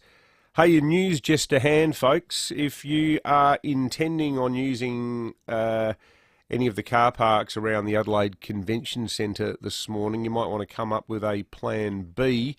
As we told you a couple of weeks ago in Breaking at 8, our good friends at Extinction Rebellion have glued themselves to the road. What? Yes, it's just happening. I'm reading a press release that just landed in my inbox. I'm a subscriber. You're a big fan. I'm a subscriber to the Extinction... Are you going to be going down there gluing yourself? Mate, is it a call to arms? No, hell no. It says this: Extinction Rebellion activists Catherine Cox, Andrew Derrington and Louis Umlauf have glued themselves to the road at the entrances to the Riverbank, North Terrace and Festival car parks of the Adelaide Convention Centre. That makes the police's job easier paperwork-wise, doesn't it? Well, yeah, you can just... You've got their names. You got them all here. Go down and you'll have the paperwork done before you arrive. Now, they've done this to prevent delegates of the Australian Petroleum Production and Exploration Association conference from arriving by car. Catherine Cox, she's a 69-year-old retired public servant and a community volunteer. She says this: every morning when I wake up, I think about my granddaughter trying to survive as climate events get worse.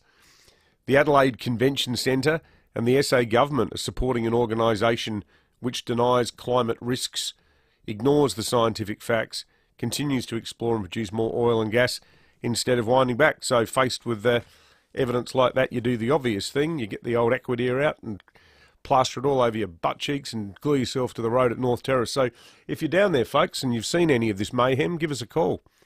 Might be trying to get into the car park at the moment. Are these are the petroleum people that are currently underwriting $2.4 billion extra in the budget?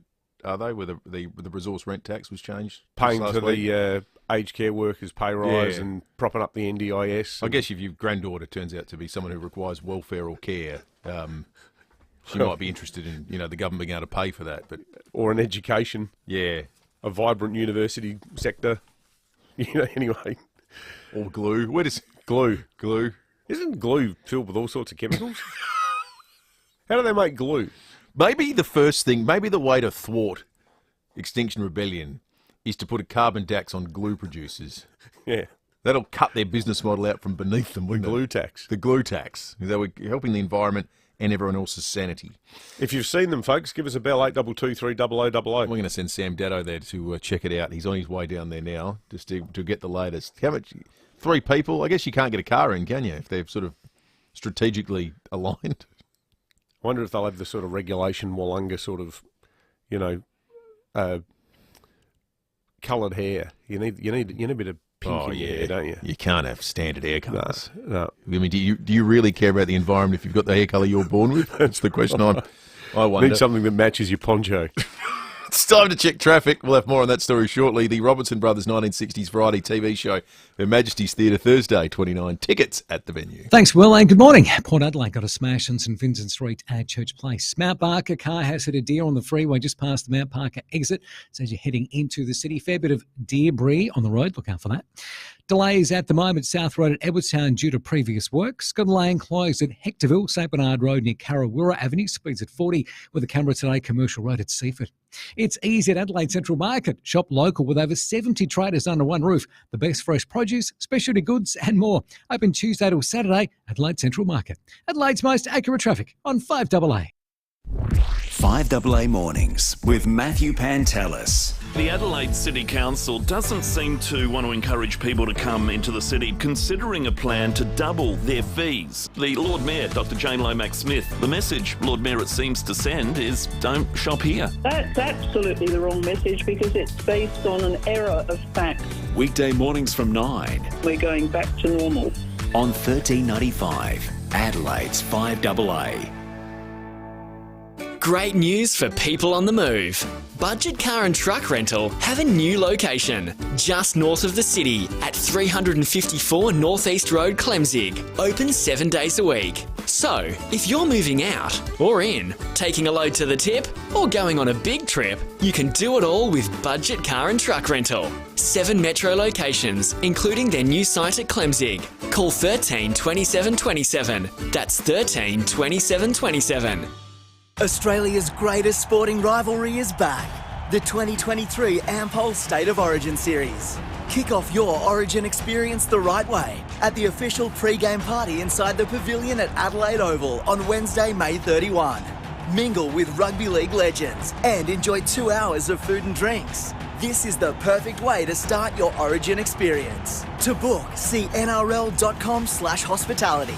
Or email hospitality@nrl.com.au. I'm Kathy Nagel, the Chief Executive of Western Hospital, Henley Beach. Orthopaedic surgery is enhanced at Western Hospital by a well-established short-stay program focusing on returning you home following your joint replacement. A joint school is provided prior to surgery, led by experienced orthopaedic nurses and physiotherapists who support you during your journey toward a safe and often early return home. For more information about orthopaedic short-stay surgery, visit westernhospital.com.au or call 8159 1200. The all-new 2.5-litre Nissan X-Trail has been awarded the 2023 Drive Car of the Year Best Medium SUV. And with Nissan Future Value Business Plus, a new fleet finance solution for small to medium businesses, you can drive the award-winning Nissan X-Trail ST for competitive weekly repayments that include the cost of scheduled servicing for the loan term. Visit nissan.com.au/business plus or contact your local Nissan dealer. Approved ABN registered small to medium fleet applicants of Nissan Financial Services. T's and C's and exclusions apply. 9 News is made in Adelaide for Adelaide. And has been since 1959. I'm Kate Collins. And I'm Brenton Raglas. Join us for 9 News tonight at 6. Breakfast on 5AA. David Penberthy and Will Goodings. Test drive the Cherry Emoda 5 at Cherry Glen Osmond from 33k drive away with immediate delivery. Go Cherry. 24 minutes after 7. Phil Curry coming up after 7:30. We got a trial by jury before 8 o'clock. Lucy's movie review and Tim Winton still to come on the program this morning as well. Also, we'll check in with Sam Daddo, who's out investigating that Extinction Rebellion protest that's taking place. 3 souls glued themselves to stop cars turning up at the convention centre. Yep. The car park there for the petroleum conference is taking place. I'm excited about Lucy's review. She never gives us any sneak previews, does she? I don't want to ever ask her about it. Yeah, I don't want to ask her about it. We never discuss it off the air, so it's a surprise, as much as a surprise for us as it is for the listeners. And today it's the Shawshank Redemption. All right, let's talk sport now. Win a corporate box at Adelaide Oval for you and your mates. Visit a Barrow Hotel for more. Rowie broke down the Crows' young talent in the program last night and made the claim about the Crows and the finals. Well, 12 different goal kickers. They did play brave. They outworked, outspread and outclassed them. They kicked their highest score under Matty Nicks, 121 points. They sit in the 8 and a healthy percentage as well. I'm just wrapped with the growth of Pedler and Saligo, Rochelle, Rankin, Thilthorpe, Michael. They can all kick. And there was a passage of play we called in the third quarter that had all of them in it. Have a listen. Michael Annie takes them again, real estate mark of the day, goes courageously up the middle to Saligo, doesn't let him down, he rolls to the 45 to Rochelle. That's the kick that will open up this play. He's got Thilthorpe, but didn't even want it, now he does. He takes the mark, he can handle to Rory Sloane, handles on the outside, again to Murphy, Murphy to Dawson, Dawson with his right knee, looks for Fogarty, big fly Fogarty, Rankin, good right! terrific team goal. There's the future. They've got kickers. They've recruited well. Michael Ann in his first year, Saligo in his second year, Rochelle in his second year, Thilthorpe in his third, Dawson in his second. Fogg's been there a while, was involved with that, with Murphy to Rankin, who kicked the goal. That is the future of the club right there. That transformation is due to class and people that can kick. The way they play now, it is so exciting to the point where after 9 rounds, and I know I'm going to get chastised. I'm going to, you know where I'm going. Oh, no. I'm going to get shot down. I'm going to get told to put your apple at, no, just squirt it just a little squirt. A bit more than that. They are a top 8 lock. Lock? A lock. Well, look, I think it'd be anything other than top 8 would be disappointing from this point in time. But expecting... There's a bit of an... It's a nice position to be in that the club's now got to think about expectation management. But look, we've won one of the last 3 games. You know, the Collingwood game showed that there's a sort of the psychology of a more youthful side is you lose control. And they lost control in that last quarter. Dave from Alberton, our Alberton correspondent, has been adamant. I think since round 1, he sent me, in fact, in light of this speculation about the Crows making finals, his prediction after the showdown, which was the Crows will win a final. And I hope I'm not giving too much away here, Dave. The Crows will win a final this year. And I said, Dave, come on, that's utterly ridiculous. And he sent it to me again this morning. But his prediction has been since the start of the year, there'll be a showdown final this year. Oh, no, please. No one in South Australia wants a showdown final. You know, it'll destroy families. I think you're right. It'd be bad for the economy. Well, we've had 2, haven't we? There's been 2 in the past. There's been 1. Only 1. The Crows flogged them. That's right. That was the dream final. Yeah. I got too many friends who I genuinely like who their one failing is that they barrack for Port. You know, they some say people... the same thing about me, but I don't want it to be, you know, the seriousness of a final. I don't know if we want to go through that as a state and as a community. Everything's been going so well. Good luck with that, Mally. See how good you are then. Exactly. When you've got football civil war on your hands. Yeah, absolutely. Win a corporate box at Adelaide Oval for you and your mates. Visit a Barreau Hotel for more. Dave in Clarence Gardens has called in. Morning to you, Dave. Yeah, fellas, I just tried to do a delivery down there underneath the casino and that. You can get in on North Terrace to the car park. The other 2 have got a couple of crusty old people sitting on the road glued.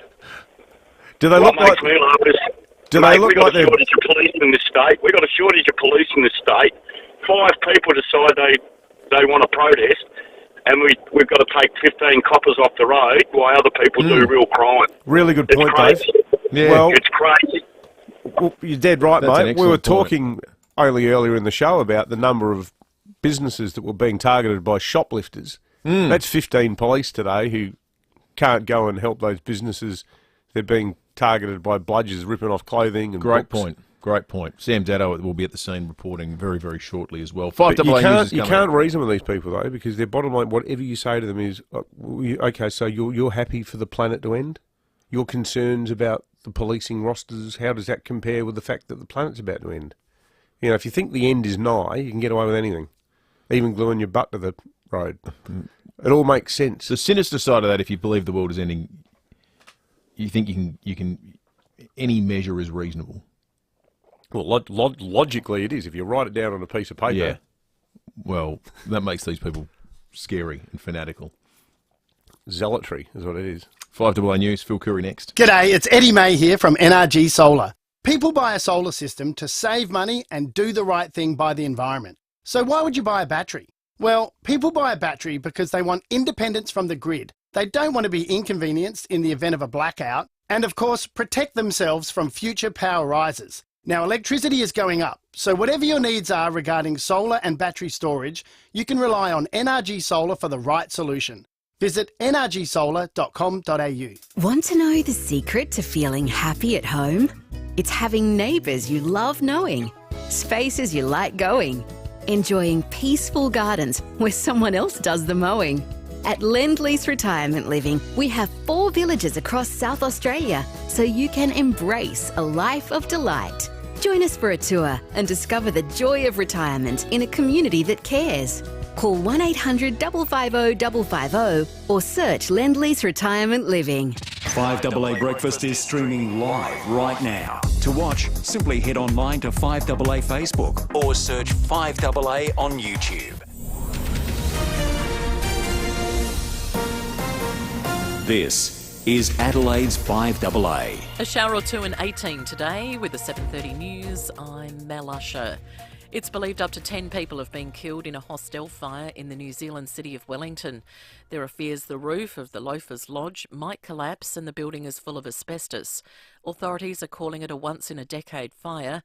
District Fire Commander Nick Pyatt says his crews have done an amazing job. If you put yourself in the shoes of our firefighters who were coming down the road, seeing that unfold in front of them, and knowing that every option they did would have a consequence, it was quite heroic, the actions that they took today. An arrest has been made after reports of suspicious behaviour at a northern suburbs service station. Police went to the outlet on Salisbury Highway at Parafield Gardens just after midnight. Senior Constable Rebecca Stokes says it will be alleged a man with a firearm entered the servo, threatened 4 people inside the store and demanded cigarettes. A 20-year-old Parafield Gardens man has been arrested. He's been charged with aggravated robbery, weapons offences and unlawful detention, and he'll appear in the Elizabeth Magistrates Court today. The man who found a missing Queensland woman near Streaky Bay has spoken about what happened on Sunday morning. Bruce Martin has told The Advertiser he was driving to the water to go surfing when Julie Shute emerged from the trees on the side of the road, flagged him down and wanted a drink. The mother of 3 was missing for a week. The 48-year-old was taken to hospital and is expected to head home today. Ukraine's president has made a surprise visit to the UK, meeting with Prime Minister Rishi Sunak to discuss further military and financial aid. The United Kingdom has pledged hundreds of attack drones and missiles to Ukraine to help fight Russia's invasion. Volodymyr Zelensky has expressed his thanks to the UK for its support throughout the war. You did a lot, your government and His Majesty, the King, and of course your people, your society. We're very thankful from all our hearts, from Ukrainians, from our soldiers. We are thankful. An Australian billionaire has made a mammoth donation to help mental health research. Chandra Llewellyn has more. James Packer has given $7 million to boost mental health research at the University of New South Wales. The funds will be used to investigate mood disorders, including bipolar. Mr. Packer revealed his own mental health struggle in 2020, telling an independent inquiry into Crown Casinos he'd been battling bipolar disorder. The donation will also be used to set up a new group of academic positions within the university's medicine faculty, which is hoped to attract more students to the field of mental health. New research shows 1 in 5 of us have had our mail lost or stolen in the past year. The survey from Finder reveals it amounts to more than 4 million missing parcels. The average cost of each lost or stolen item was $129. Now turning to 5AA Sport. Gliderol Garage Doors, adding strength, safety and style to South Australian homes for over 40 years. Gliderol.com.au. What's happening with the Crows, Tom Wren? Well, Mel, confidence is building at West Lakes following the club's impressive start to the season. The Crows are now 5-4, sitting in 8th spot following that 52-point win against St Kilda on the weekend. And midfielder Jake Saligo has told Rowie and Timmy G even the losses to Collingwood and Geelong have given them the hope they can match it with anyone. I reckon each week we're getting better and better, even against the top fans like Collingwood and Geelong. I reckon we've been in those games, but yeah, if we can just execute skills and play to our game plan, it shows that we can match it with the best.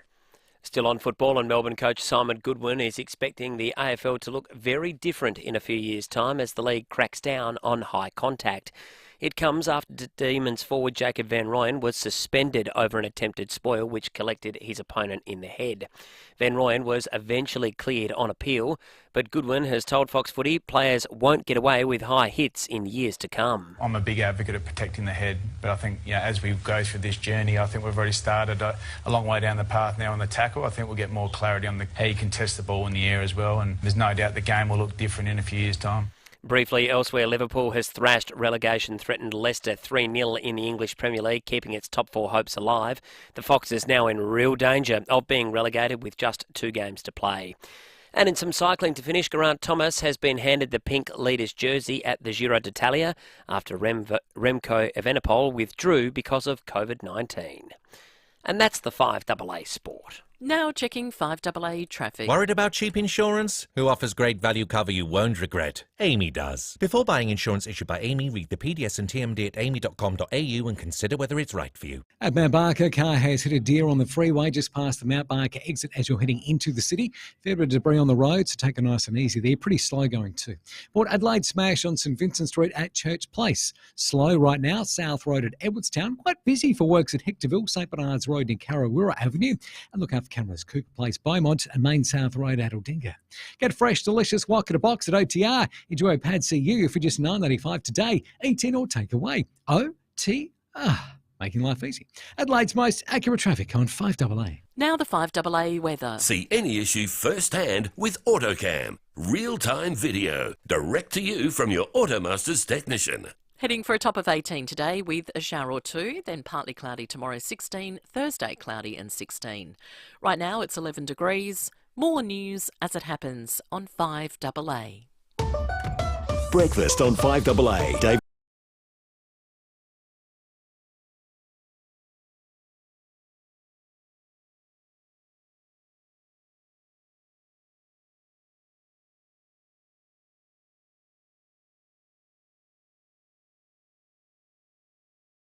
Phil Curry coming up from the nation's capital in just a moment. We've got a trial by jury as well that we're going to ask you to make an assessment about a question of our choosing. That's not too far away. John Blake this half hour as well. Also, Sam Daddo is off to the Extinction Rebellion protest that's happening at the Convention Centre this morning ahead of day 2 of the petroleum conference that's taking place there.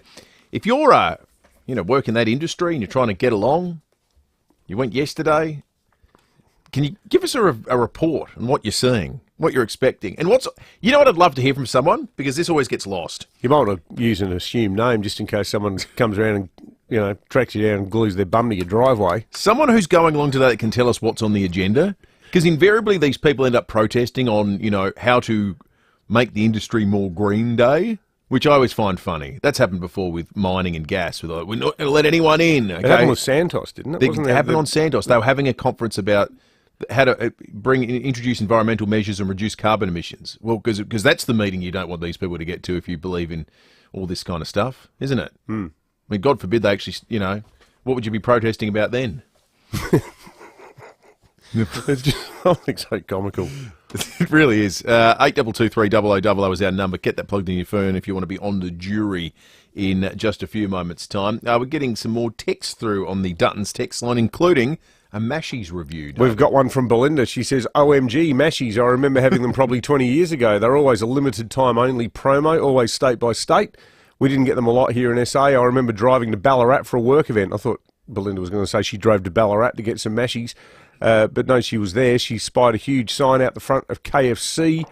And it says, as he said, they're a crunchy ball of fluffy mash. Probably just a couple of mouthfuls dipped into a small tub of gravy. They'll make your mouth water. Make a beeline for them. Belinda almost sounds like she might even know the Colonel. That's quite the rap there for the mashy. And Don in Stonyfell says his understanding is that the payout to each claimant for the airport foam contamination is $4,400. Is that right? 132 million divided by 30,000. Don't look at me. I can't do that off the top of my head. No, that's right. In fact, I'll type it in whilst we're chatting with Phil Curry on matters political, who joins us from the Australian Financial Review in Canberra. Morning to you, Phil. Good morning, Will. Dave. So, Phil, we've been talking a bit about the budget this morning and the NAB with their predictions about what's going to happen with rates over the next year or so. How do you... And we saw that news poll the other day too. Do you think the clutch is slipping a bit with the sell job on the budget? Look, a little bit. I mean, I was watching the Prime Minister and the Treasury yesterday doing this week's known as the Budget Roadshow. You hand down the budget last week, and then all the ministers and everyone hits the road selling it. And I think it was clear from their focus groups, because when a government hands down a budget, they immediately do 1 billion focus groups. And I think, judging from that, they realised that Middle Australia didn't feel there was a lot in it for them, and there was a a couple of comical incidents yesterday with both the PM and the Treasurer in separate press conferences. Must have used the term Middle Australia about 8 or 9 times each. This is, and it is. I think you can understand, because there's so much focus in the lead up to the budget on looking after the needy, the welfare measures and the single mothers and stuff like that. That a bit of the detail got lost, like the $3.5 billion for bulk billing and these sorts of things, which clearly go to Middle Australia, and the July ones when the cheaper childcare starts and this sort of stuff. So they were keen to just remind people that it wasn't just about helping the needy. There were some fairly general measures there, but this inflation question, and one of the things the Prime Minister said was, there's no better way to help Middle Australia and everyone else is to get inflation down. And he said Treasury predicted that the budget would just drop inflation by a little bit, but as you said in your intro, the National Australia Bank and others sort of have opposite views. I think what it means is, if this budget was inflationary, you wouldn't really see it in the numbers, at least for 6 months or a year. But politically, it sort of suits the government's opponents to have that narrative running, because if the Reserve Bank, when it meets again next month, whacks up rates, you know Peter Dutton's going to be, don't you? So for the opposition, it was a chance, I think, to draw a line under the past and make the government own every interest rate rise and inflation increase from here on in, whether it's actually you can blame it on the budget or not. What do you think will be going through Philip Lowe's head ahead of the next meeting? Because he's been kicked from pillar to post reputationally for the last year. He probably feels too that he's been doing all the heavy lifting, trying to take the heat out of the economy. Do you think he might go out with a bang? Look, the view is that Phil Lowe, Dr. Lowe, is sort of feeling unshackled now, because it's clear he's not going to have his term extended in September. The results of the Reserve Bank review are in. And look, he's an honest guy, he's an independent guy. I don't think he ever felt he responded to pressure anyhow, but just in that little subconscious, that's gone now. So if he feels he needs to crack the whip on rates a couple more times before he leaves the door, leaves the job, he'll do it. And there's a view around that he'll do it because he wants to do what he thinks is right rather than what he thinks he might have to do. And he'll feel a lot freer now that he doesn't. He's not auditioning for his job again. What's the timeline, Phil, when they're saying they want this more independent committee on the RBA that'll start setting rates? I knew you were going to ask that. I think it was next year. I think. The July next year or something. But look, even before the budget, the view was the Reserve Bank, when they lifted rates just before the budget, said they're going to do it at least one more time. So it'd be a bit stiff to sort of blame it all on the budget, but politics being what it is. And I think you've got to look at last week's budget, and they couldn't do nothing. They had to do something to help people at the lower end. I mean, people can't feed themselves at the moment. So, imagine the reaction if they did do nothing. I thought Chalmers sort of did a sort of fairly decent job trying to strike that balance between between helping people and not. The left was demanding he spend tens of billions more, and he rejected all that. But we'll just wait and see how it plays out. Hey, Phil. South Australia's own Don Farrell, a.k.a. the Godfather. He's been up in China. He's got his own little winery in Clare. He makes a Riesling and a Shiraz. He seems to be doing sort of red wine diplomacy up there, handing out bottles of quality SA Plonk to Chinese government officials. Do you reckon we're going to get the tariffs reversed? It feels like it. I mean, we had Penny Wong, the other South Australian. It's a South Aussie-led, détente mission with the Chinese. She went.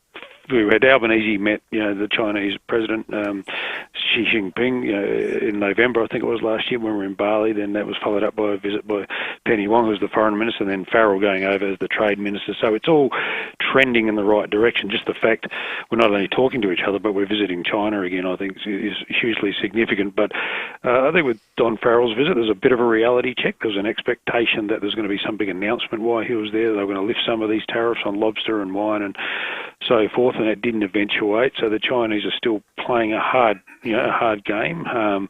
We've got to be a bit wary, though they're demanding in return for them, lifting these coercive measures. We've got to allow more Chinese investment, and in Beijing's language, that means allowing Chinese to come in and buy whatever they like here, and that's clearly not going to happen. So I think it's at a delicate stage, but it's moving in the right direction. But I think there's more cause for optimism than otherwise.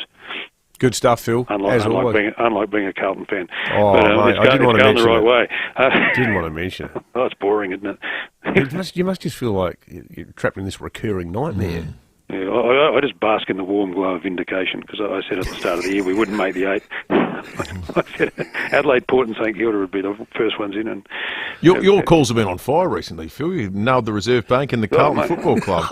And I'm still thinking, I'm still a smoky Port for the flag. I said that at the start of the year. So. Oh, okay. Yeah. Anyway, my new team. Oh, come on, mate. You're a Sturt supporter. You can't do that. I know, I'm joking.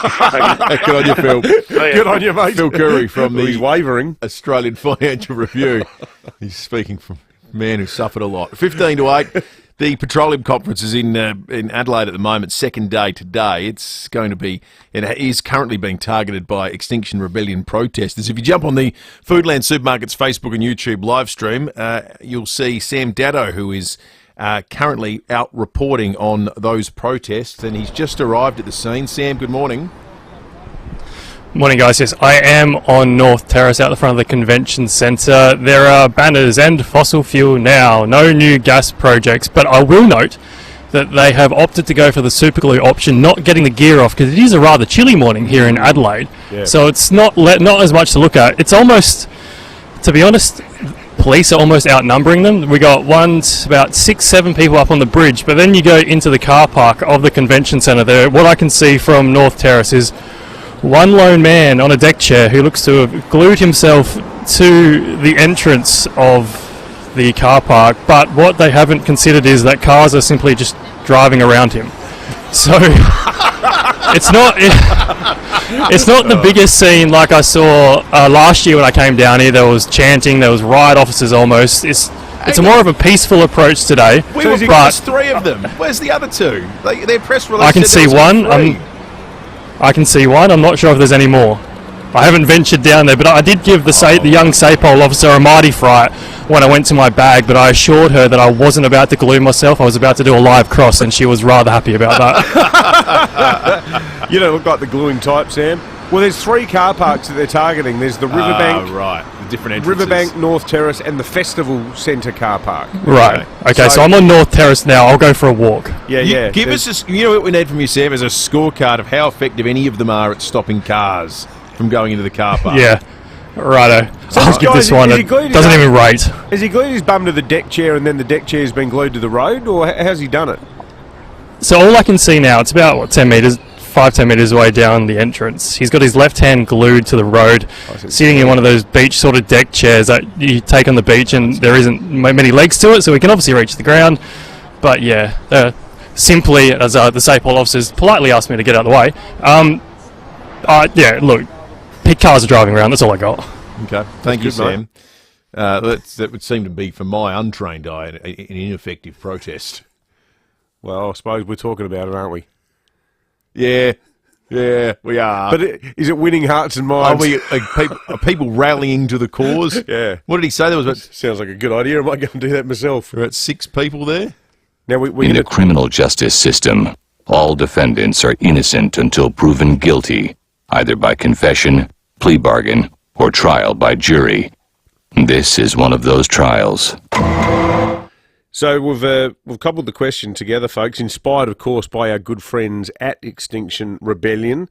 Today's jury question is, gluing yourself to the road is A, vital step to save the planet, or B, a criminal offence?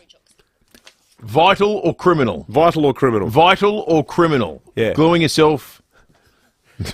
Are we at a point now where the planet is under such siege that the only path to action, the only sensible thing to do is to glue yourself to the road?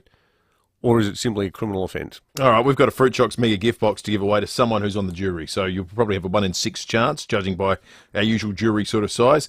A Fruit Shocks mega gift box. Shop local. Check out the Fruit Shocks shop at Glyn, McLaren Vale, Harndorf and Tanunda. Get calling now. 8223 0000 is the number. Gluing yourself in protest is... Vital or criminal? Vital or criminal? Let us know, and you can win yourself that Fruit Shocks mega gift box. Let's check traffic. The Robertson Brothers 1960s variety TV show, Her Majesty's Theatre, Thursday, June 29, Tickets at the venue. Thanks, Will. At Port Adelaide, got a smash on St Vincent Street at Church Place. Busy in the usual spots this morning, including South Road at Edwardstown, also Kensington Road at the Britannia Roundabout starting to build. Got lane closed at Hectorville, St Bernard's Road near Carrawirra Avenue, speeds of 40, and slow for works at the moment at Theberton, Port Road near Phillip Street. Cameras Seaview Road, McLaren Vale, and South Terrace in the city. Did you know Prime Super is WE Money's #1 for customer experience? Be more than a number at a big fund. Switch to Prime Super. Check the PDS and TMD at primesuper.com.au. Adelaide's most accurate traffic on 5AA. Hey, Dad. The posties are back. Oh, yeah? How many this time? 1, 2, 3.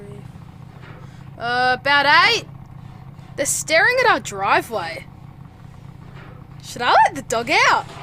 Nah, let them look a little longer. Now they're taking selfies with it. Adelaide Exposed Concrete. Best on ground all year round. Have you got the ticket that could change everything? The $4 million grand prize in the Hospital Research Foundation Home Lottery is what dreams are made of. Fully furnished and custom built by Scott Salisbury Homes in Leafy, Melbourne, this grand prize is absolute luxury and comes with $200,000 cash. Retire early, invest, or live mortgage free. The choice is yours. Join the fight. To see full details, visit homelottery.com.au. Licence M14364. Australia's greatest sporting rivalry is back with the 2023 Ampol State of Origin Series. Witness the game's best players square off in the ultimate fight for state pride as two of the greatest coaches, Freddie Fittler and Billy Slater, go head-to-head. The Queenslanders' dominant performance last year saw them reclaim the shield, so the Blues will be out to deny Queensland another series win. Ampol's State of Origin kicks off Wednesday, May 31st at Adelaide Oval. Secure your seats today at nrl.com/tickets. Speak with One Solution and they'll tell you cybercrime is not a big business problem, a government problem, or a small enterprise problem. It's everyone's problem. Ransomware, malware, and adware remain the #1 threat. One call to One Solution will put your business in a safe place. It's the smartest, most cost-effective business decision you'll ever make. Get in touch with One Solution, winner of the National Telstra Customer Experience Award. onesolution.net.au. Direct from sellout tours across the world, the Simon and Garfunkel story returns to Australia. Featuring all their classic hits, told in a moving and powerful show. Her Majesty's Theatre, Wednesday, August 2nd. Don't miss the Simon and Garfunkel story. Book at Ticketek. On sale Friday. 5AA Breakfast is streaming live right now. To watch, simply head online to 5AA Facebook or search 5AA on YouTube. Breakfast on 5AA. David Penberthy and Will Goodings. Test drive the Cherry Emoda 5 at Cherry Glen Osmond from 33k drive away with immediate delivery. Go Cherry.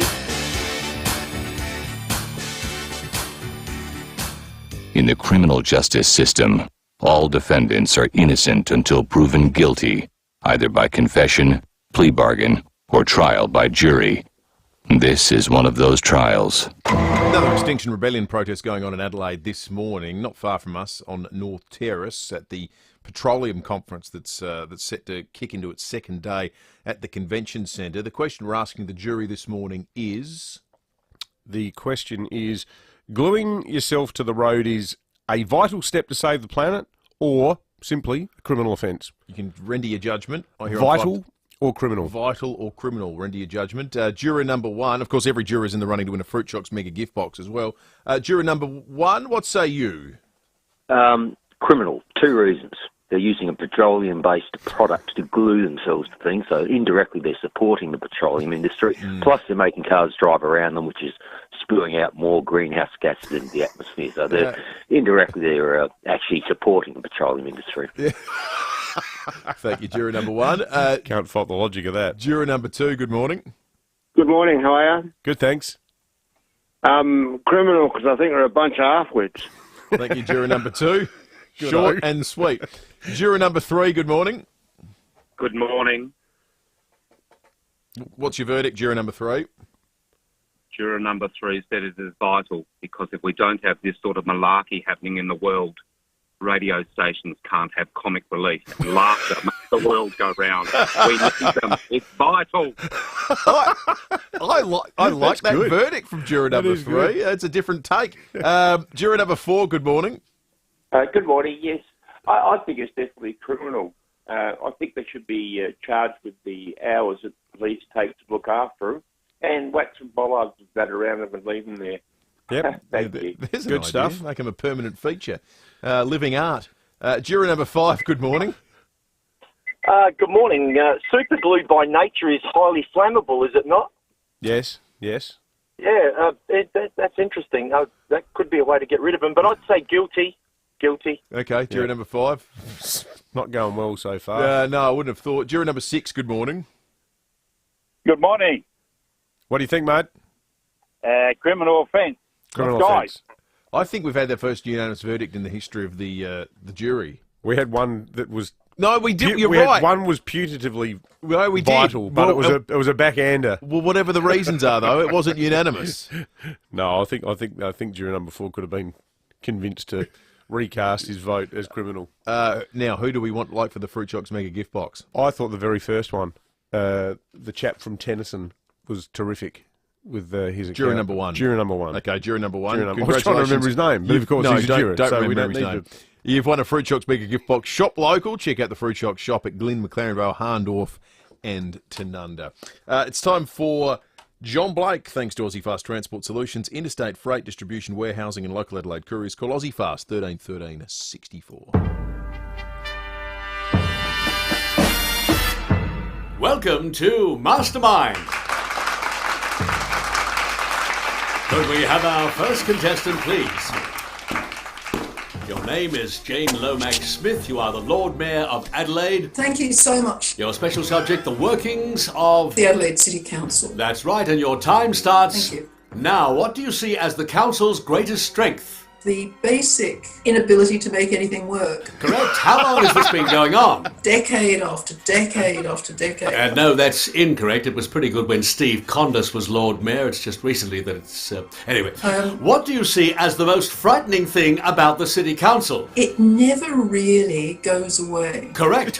And we won't be free of this madness. Correct, and a bonus point there for embellishment. How do you think the Crows Foundation has reacted to Council's cancellation of their funding? The Crows have gone away to lick their wounds. Correct. What does Council think is the worst thing about a charity like the Crows Foundation that does good work through the power of sport to engage, enrich and inspire the lives of children and youth? They'll be asking for money. Correct. What do you think the general public would say about the Adelaide City Council?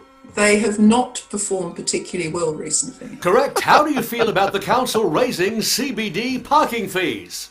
It's priceless. I will pay that. It's actually going to double, but may as well be priceless. What's the best parking fee joke going around council at the moment? We have nothing financial to gain. Yes. Thank you, ladies and gentlemen. This is a good one. How many Adelaide City Council ratepayers think the council is doing a good job? 5.5%. Correct. What do you say to the people who think the Premier should sack the lot of you and let the state government run the city? It really wouldn't hurt. Correct, and after your first round, you have 9 out of 10. Join us again next time for Mastermind.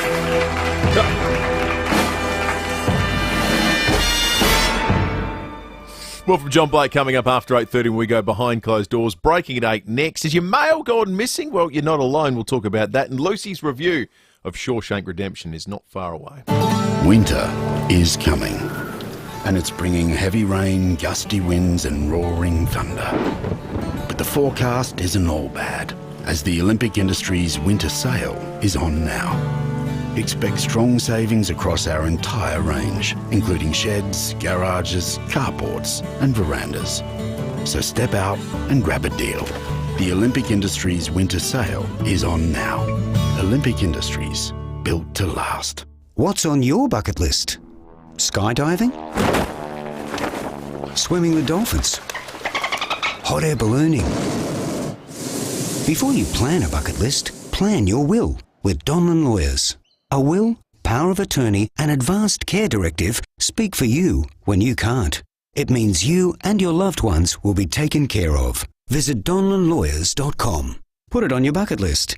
Hindmarsh Square, Adelaide and Ocean Street, Victor Harbour. Over 5,500 Adelaide businesses have said yes to saving money on their energy bills with Yes, your energy saving solutions. What's keeping you? One of the easiest ways to save is by switching out your old lighting to energy efficient LEDs. An on-site assessment can help to design the perfect LED lighting system for your business. And with rebates available, a full upgrade might cost as little as $33. For T's and C's on this unbeatable offer from Your Energy Saving Solutions, go to yes.net.au. That's YESS.net.au. It's hard to believe, but bi-urban bathrooms and kitchens may not be everyone's cup of tea. If you're not fussed by sticky drawers, if you're not driven mad by something that doesn't quite line up, if you don't appreciate millimetre-perfect craftsmanship and service of the highest standard, then maybe bi-urban bathrooms and kitchens is not for you. But if those things are important, buyurban.com.au, Adelaide's home renovation experts. 9 News is made in Adelaide for Adelaide. And has been since 1959. I'm Kate Collins. And I'm Brenton Raglas. Join us for 9 News tonight at 6.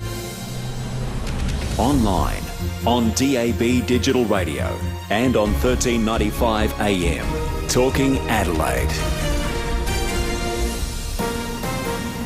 This is Adelaide's 5AA.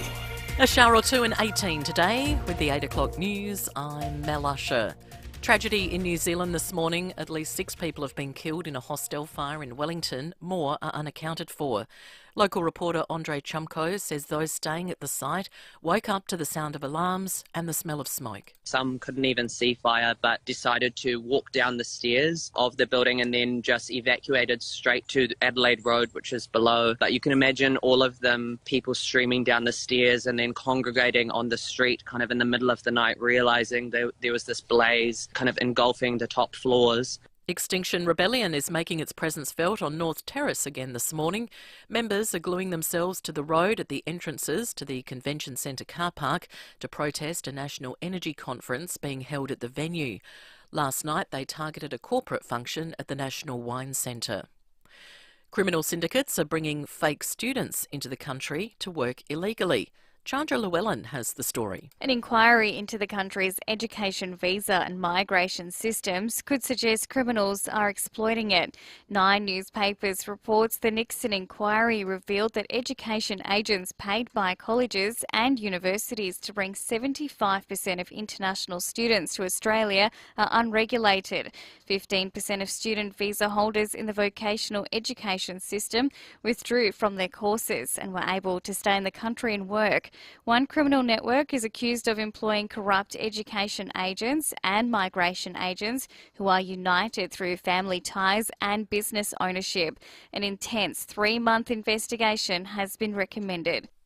Support for Australians dealing with online abuse will be bolstered thanks to a federal funding increase for the eSafety Commissioner. The organisation will receive an extra $132 million over 4 years. The money will also help improve cooperation with law enforcement around child exploitation material. Communications Minister Michelle Rowland says the government needs to keep up as technology changes. One of the big challenges that eSafety has is the types of new harms that are emerging. So not only existing harms like cyberbullying, but also utilising artificial intelligence. Parents and doctors are being encouraged to actively look for the signs and symptoms of celiac disease in children. Data suggests 1 in 70 young Australians have the disease, but only 20% are diagnosed. Celiac Australia's Fiona Crockett is urging families to get tested as it can profoundly impact a child's well-being. If your child is feeling out of sorts and you haven't quite been able to pinpoint what's wrong with them, ask the question, could it be celiac disease? It's quite an easy blood test, so quite an easy thing to ask for. An Australian study has revealed a link between processed foods and depression. Researchers at Deakin University say those with a diet high in ultra-processed food had a 23% higher risk of developing the disorder. And Kylie Minogue is back behind the mic. She's announced the first single from her new album will be released this week. The album will come in September. Now turning to 5AA Sport. Gliderroll Garage Doors new Platinum and Native Series sectional doors are here. Gliderroll.com.au. Here's Tom Wren. Thank you, Mel. Port Adelaide is still hopeful forward Todd Marshall will be okay to return to the side next week as he deals with a second concussion in less than a month. The 24-year-old was subbed out of Saturday's clash against North Melbourne after receiving a knock to the head, raising concerns for his long-term safety. Whilst they'll leave the decision to medical staff, Power assistant coach Nathan Bassett has told Rowie and Timmy G Marshall has ticked all the boxes in his recovery so far. At this stage, he's passed all the usual tests and would be available to play again in 2 weeks' time. But, that's going to be up to the medical team to make that decision. Charlie Dixon is a chance to replace Marshall for Friday night's blockbuster against Melbourne, but needs to prove he's overcome a quad issue. Meantime, the Crows will train this morning as they prepare for Saturday's match against the Bulldogs in Ballarat. Defender Tom Doedee set to miss with concussion as well. And the AFL has recorded a record number of fans through the gates during the opening 9 rounds, in excess of 3 million. To cricket, the ICC has announced changes to playing conditions coming into effect from June. Umpires will no longer be required to give a soft signal when referring decisions to video umpires. Meantime, the Gujarat Titans have booked themselves into the finals of the IPL. That's after a 34-run win against the Sunrisers Hyderabad. One game in the English Premier League with Leicester looking increasingly likely to be relegated after suffering a 3-0 loss to Liverpool. And Philadelphia 76ers coach Doc Rivers intends to return to the NBA franchise next season. That's despite being eliminated in the conference semi-finals for a third year running. They were beaten with a heavy 24-point loss to rivals Boston in Game 7. And that's the 5AA Sport. Now checking 5AA traffic. Worried about cheap insurance? Who offers great value cover you won't regret? Amy does. Before buying insurance issued by Amy, read the PDS and TMD at amy.com.au and consider whether it's right for you. Good morning at Port Adelaide. Got a smash on St Vincent Street at Church Place. Busy in a few spots this morning, including South Road at Edwardstown, also Kensington Road and the Britannia Roundabout. Got lane out of action Mano Para, Main North Road near Mile Avenue, and slow going for works at the moment at Hindmarsh, Port Road near George Street. Cameras, Green Hill Road, Burnside, and Old Coach Road at Maslin Beach. Hungry? Head to a Porto and get the value-packed Bondi Burger Box for just $16.95 or grab 5 delicious crispy chicken strips for just $5 for a limited time at Porto. Adelaide's most accurate traffic on 5AA. Now the 5AA forecast. See any issue firsthand with AutoCam. Real-time video, direct to you from your Automasters technician. A shower or two on the way today with a top of 18, back to 16 tomorrow, partly cloudy, Thursday cloudy and 16. Right now it's 12 degrees. More news as it happens on 5AA.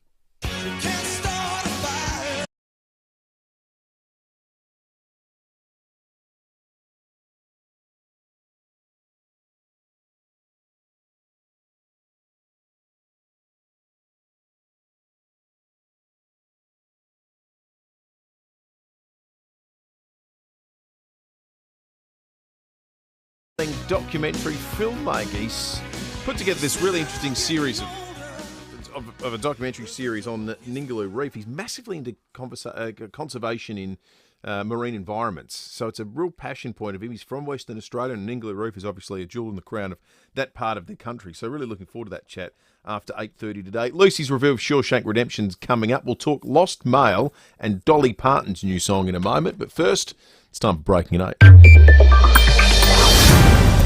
Well, as we alluded to on Friday, the sensible people at the Adelaide City Council have been fighting a commendable rearguard action to right the great wrong that was committed last week, where a gaggle of councillors banded together, labouring under the delusion that the grassroots, pro-reconciliation, anti-poverty, non-profitable arm of the Adelaide Football Club, the Crows Foundation, did not deserve a cent of funding to stage an Indigenous football carnival, which is wholly designed to promote the cause of reconciliation.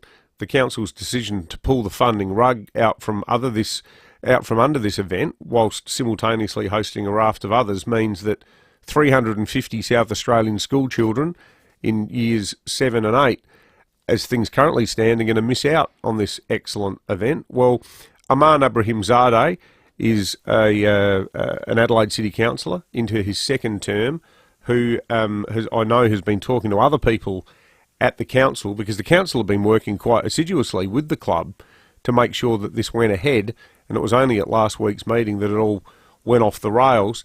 The council's meeting again tonight, and we've got Aman on the line now. Aman, thank you for joining us this morning. What are you trying to do to fix this up? Good morning, David and Will, and to your listeners. Well, what I've been trying to do is trying to figure out, given that the council made a decision last week to not award the $20,000 to this organisation, whether if we're able to find that $20,000 from another bucket. And so what I'll essentially be doing tonight is we've got the council's Finance and Governance Committee meeting, and so I'll essentially be asking them to try and find this $20,000 from somewhere else in the budget. I'm mindful of the time because I know that in speaking with Casey at the Crows Foundation, that they're essentially trying to run this event. And I know it's a week-long carnival and it's already started this week, but I think the main event was happening on Saturday, and so the timing is going to be a little bit tricky. So even up until 7 p.m. last night, believe it or not, I was on the phone with our council CEO in order to try and find the appropriate way to go about this, given there is time sensitivities around it. Can you get the funding in a workaround way that doesn't require a vote of the council? Because it would appear that this is a concept that simply doesn't have majority support. Well, look, one of the things that I guess I'm being mindful of is not to go and undermine the council decision, even though a lot of people don't necessarily agree with it. But what I'm trying to do is I'm trying to talk to my council colleagues, whether if they support it or not, and also just to I guess talk about some of the debate that happened last week. There were people that were conflicted about making that decision, thinking that we every round of grants we get dozens of applications, and there are so many good causes that we can support. So I'm hoping that I can go back to those people that were conflicted and essentially have a chat with them and see whether if they're able to consider this. And I guess if the sticking point is that the grants might be too high or whatever the situation might be, I'm happy to sit down and negotiate with them and try and get some sort of outcome for the Crows Foundation.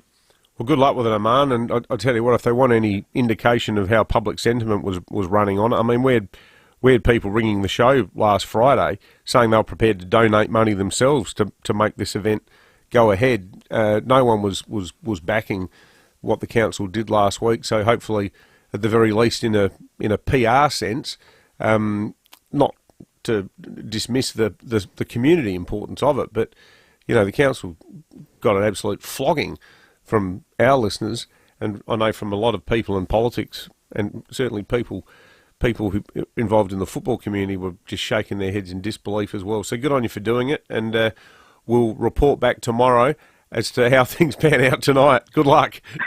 Thanks, David. I'm an optimist, so watch this space. Good on you. Thanks, Aman. Thank you. Who knows? Who knows? An excellent way of rounding out a conversation that involves the City Council. To other news around this morning, and your research shows 1 in 5 of us have had our mail lost or stolen in the past year. Lost or stolen? I know. That's some scary, gets isn't lost. it? Stolen's a lot. 1 in 5. The survey from Finder reveals it amounts to more than 4 million missing parcels. What do you think the average cost of each lost or stolen item is? The average cost? $50. $129. Seriously? $129. There has to be some big ticket Well, that items must that be- are being pinched that drag up the average there, because you'd think there'd be a lot of Clothing would cost some clothing. Yeah, would cost clothing. that. There's probably. Oh, 'cause I was just trying to get my head around. Some people spend that much money on clothes, Will. Yeah, I know. I go out. Well, to the you door. don't need to. You got your wardrobe allowance now. I go out to the door when the doorbell rings and Come another on, package. mate. You got a whole team of people making you look like $1 million every night. I wasn't saying it was me, David, that was responsible for those purchases. 1 in 5, though. I wonder how many listeners have had mail stolen. I bet we've had a whole heap of had it misplaced. That happens, but stolen? Let us know. 8223 0000. Text us on the Dutton's text line. Dolly Parton has a new song out, a new single from her upcoming album called Rockstar. Liar, liar, the world's on fire.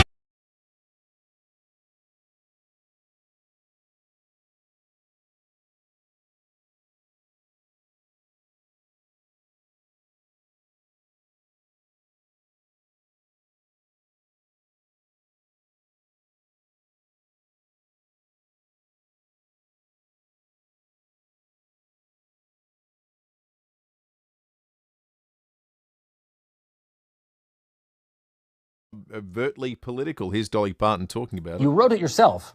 Everybody's talking about it today, and I think particularly, Dolly, because of the lyrics. You just sang some of them, but if I could read some of them to you, don't get me started on politics. Now, how are we to live in a world like this? Greedy politicians, present and past, they wouldn't know the truth if it bit them in the ass. That's true, ain't it? And what politicians you talking about? All of them. Any of them. I don't think any of them are trying hard enough. I'm sure we're all trying, but I just really think that, I think often that they worry more about the party than they do about the people. If we just do what we felt was the right thing rather than who's going to lose or who's going to win this or who's going to look better if they do this, rather than working from the heart. Good on you, Dolly. She sounds like she's going to glue herself to the road out the front of the car park down on North Terrace the way she's going. Speaking of which, let's head down there now because Sam Daddo is down there reporting for 5AA Breakfast. He's got some photos you'll be able to see on the Foodland Supermarkets Facebook and YouTube live stream. Sam, you went to one car park entrance and the glued man there was actually, as it turns out, causing no issue whatsoever as the cars just simply drove around him. How did they score on the other two car park entrances? Yeah, so I've done a bit of a lap here at the Convention Centre Festival Centre. No rating for the Festival Centre entrance because there's no one there. I'm currently at the Riverbank entrance. There's about 4 or 5 protesters with flags. A couple have glued themselves to the entrances in the car park, so it's causing a little bit of trouble here, but not that bad. But you did ask me to do a rating. And, well, Lucy and Matt Abraham aren't the only two people who can rate and review things on 5AA Breakfast. So here we go. I'm going to give them a 2 for gluing because, let's be honest, gluing's been around forever. Yeah. You could think of better ideas than gluing. At least get your gear off. That was at least a bit of fun. Maybe a 5 for targeting the car parks because, I mean, it really is disrupting people, the car parks. But then, when I was walking around, I'll give them a 1 for daftness because it's a conference. It's a big conference, and everyone's coming in from overseas and over interstate. You'd think, and maybe target Ubers and taxi ranks next time because Sam, don't know any many people are going to be parking Sam, here. Come on, let's not give No. We're here. We're fair. Don't worry, we're fair. We're fair. So now, David. So we'll get. I've always wanted to do this. Get Matt's jingle ready. So I'm going to say. They could do with some new thoughts, some fresh blood, some new ideas, maybe, but all in all, 4 out of 10. Okay. I think Sam's lending his expertise as a protest planner, maps down the track to the good people like an of event Extinction organiser. Rebellion. Yeah, exactly right. Andrew from Rosedale on the Dutton text line says that he thinks Extinction Rebellion are onto something. They've glued themselves this morning. And this morning definitely feels cooler than yesterday morning, so maybe their tactic's working already in reducing the temperature. That's a great observation. We're going to check traffic and come back in just a moment with Lucy and her review of the Shawshank Redemption. The Robertson Brothers 1960s variety TV show, Her Majesty's Theatre, Thursday, June 29. Tickets at the venue. Thanks, Will. Busy in the usual spots this morning, including South Road at Edwardstown, also Kensington Road at the Britannia Roundabout. Waterloo Corner slow this morning at Lane Close, the North-South motorway near the Port Wakefield Road ramp, speeds at 40, and we've got work slowing things up to a Theberton Port Road near Phillips Street. Cameras Main Road, Wollonga, and Mount Barker Road at Leapwood Gardens. At Harvey Norman, grab the new Google Pixel 7a 128GB phone for $0 up front on an Optus $69 24-month SIM-only plan. And in Harvey Norman, T&C supply ends May 25. Adelaide's most accurate traffic on 5AA. Rowie and Timmy G on the 5AA Sports Show. I went down to Adelaide Oval. You called it? Yeah, with you to see Adelaide take on St Kilda. It is so exciting to the point where after 9 rounds, they are a top 8 lock. Who in that? No, they are. Oh dear. Well, why can't I say that? No, you can. Rowie and Timmy G. Not many people thought they'd be where they are now. The way they played, I mean, I'm that excited. Plus to look forward to. 4 p.m. weekdays on 5AA. Need a forklift? Don't just get a forklift, get a Toyota forklift. Toyota is the world's #1 forklift brand with a great range of pallet jacks, walkie stackers and reach forklifts right up to their leading Toyota counterbalance forklifts. Legendary reliability and safety with cleaner, greener electric options, Toyota can tailor the right forklift solution for you. It's all part of the Toyota Forklift Advantage. For more, visit toyotamaterialhandling.com.au. Get a Toyota forklift. If you need to fix your pipes, call Precise. Call Precise. If your toilet's blocking up, call Precise. Call Precise. If your lights aren't turning on, or your hot water is gone, or a plumber or an electrician, call Precise. Precise. Precise Plumbing and Electrical. Call 1300 700 200. That's 1300 700 200. Precise Plumbing and Electrical. On time, on budget, on the job. Or a plumber or an electrician, call Precise. Call Precise. Speak with One Solution and they'll tell you cybercrime is not a big business problem, a government problem or a small enterprise problem. It's everyone's problem. Ransomware, malware and adware remain the #1 threat. One call to One Solution will put your business in a safe place. It's the smartest, most cost-effective business decision you'll ever make. Get in touch with One Solution, winner of the National Telstra Customer Experience Award. onesolution.net.au. Some builders think a sloping block has limitations. When Beechwood Homes look at a sloping block, they think, the possibilities. Beechwood Homes know how to make the most of a sloping block. In fact, they specialise in them. Beechwood will design a home that works with the land you have, taking full advantage of every square metre. So if you're looking at a sloping block, go for it. Beechwood has your back. Life's good. It's even better in a Beechwood home. Google Beechwood Adelaide. What's the best thing about winter? Definitely the Bob Burns Blinds Winter Warmer Special. Get super cozy with up to 40% off. That's up to 40% off our entire range of curtains and blinds, including our energy-efficient window coverings. With Bob Burns Blinds, you'll get that quality show home look, and you'll save money on energy bills by trapping the heat in your home. Get set for winter now with the Bob Burns Blinds Winter Warmer Special. Book your free measure and quote at bobburnsblinds.com.au. 9 News is made in Adelaide for Adelaide. And has been since 1959. I'm Kate Collins. And I'm Brenton Raglas. Join us for 9 News tonight at 6. Breakfast on 5AA. David Penberthy and Will Goodings. Test drive the Cherry Emoda 5 at Cherry Glen Osmond from 33k drive away with immediate delivery. Go Cherry. 22 after 8. Congrats to Andrew and Marino, who's off to Origin 1 at Adelaide Oval in 2 weeks' time. Well, 2 weeks from tomorrow night. He heard the whistle and called through first. So well done to you, Andrew. You and 3 mates are getting along. Just a reminder, too, you can get tickets if you want to buy them at nrl.com/tickets, or listen out for the whistle all this week on 5AA Breakfast. That's right, unless you're going to the Sleaford Mods. No tickets anymore for that at the Gov. Sold out. Anyway, just like to keep our listeners up to breast with all the latest on the Sleaford Mods show.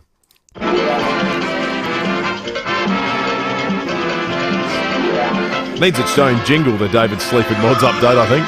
We've missed a trick there. That's all right. Not one involving any lyrics from their songs, though. Lucy would usually have that organised, but I think she was busy watching Shawshank Redemption. Movies better at Wallace, SA's home of big screen magic and entertainment. Visit wallace.com.au. The movie bowl came out yesterday, and you, our listeners, had to vote on best escape film. The phrasing which I didn't like, because it kind of gave away a big part of Shawshank Redemption.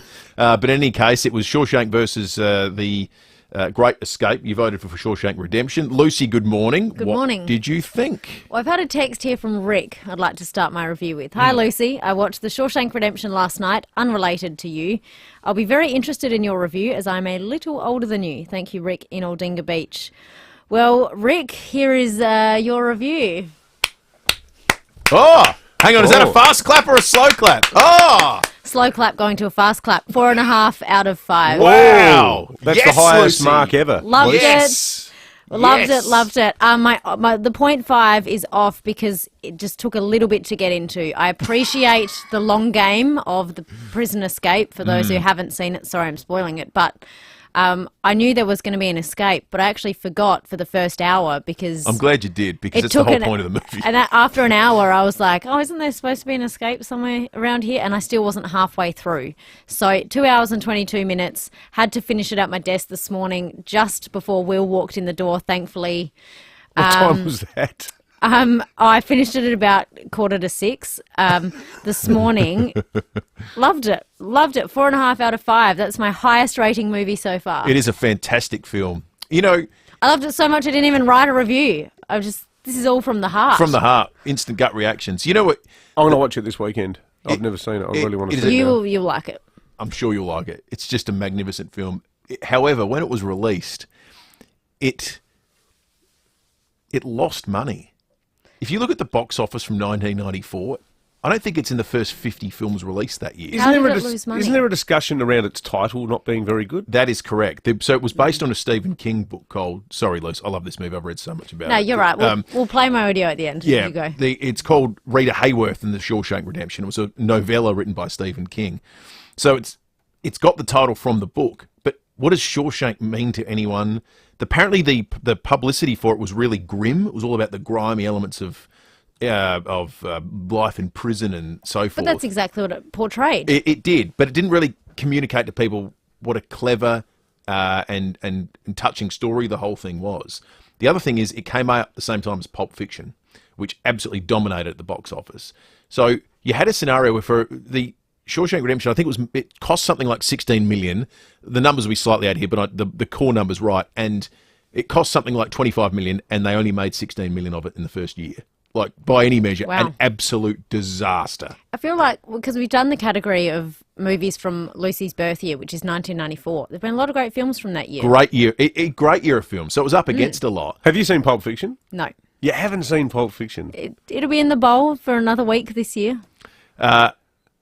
Then it got nominated for Oscars, and people started watching it, and it became one of the most beloved films of all time. Yeah, it's incredible. And here we are in 2023, Luce, and you're on board too. Highest rating one so far. So I've gone Shawshank Redemption, then it was Flying High, equal with Rain Man. That's right. What have you got? What's your clip for us? I've got to start remembering the rankings I give you. What was my worst one? Caddyshack. Oh. Anyway, so don't talk about this that. scene It I upsets picked me. is at about in the hour midway mark. They're sitting in the prison cafeteria. You need it so you don't forget. Forget? Forget that there are places in the world that aren't made out of stone, that there's something inside that they can't get to, that they can't touch. It's yours. What are you talking about? Hope. Let me tell you something, my friend. Hope is a dangerous thing. Hope can drive a man insane. It's got no use on the inside. You better get used to that idea. It's an all-time Morgan Freeman performance. This film. Morgan Freeman. I just realised I cut a bit off the start there. They're talking about music because they talk. It was a long-winded, pretty inspirational bit where they talk about how music does give you a bit of hope, especially when you're in prison, because he plays illegally a bit of a record over the loudspeaker. That's right. And he gets put in a month of solitary confinement for that, or a fortnight or something. I think about this movie a lot in daily life, and there's so many bits of it that are. I really do. I find it incredibly inspiring. Just on behalf of Cootster, at some point you're going to have to watch Escape to Victory still, please. I'm going to put... Sylvester Stallone, Max von Sydow. I will not. You would have liked him in The Exorcist. I'm going to too. put a He's good. caveat on whenever we get Coots to do his movie choices, he cannot pick that movie. I was talking about it yesterday. He's thinking about doing it. He cannot. Oh, we need to do that'll be a category. He won't put that in it. Great. Oh, he's great. heard it on air now, so you can't put that in Tim there, Robbins, Coots, good sorry. actor.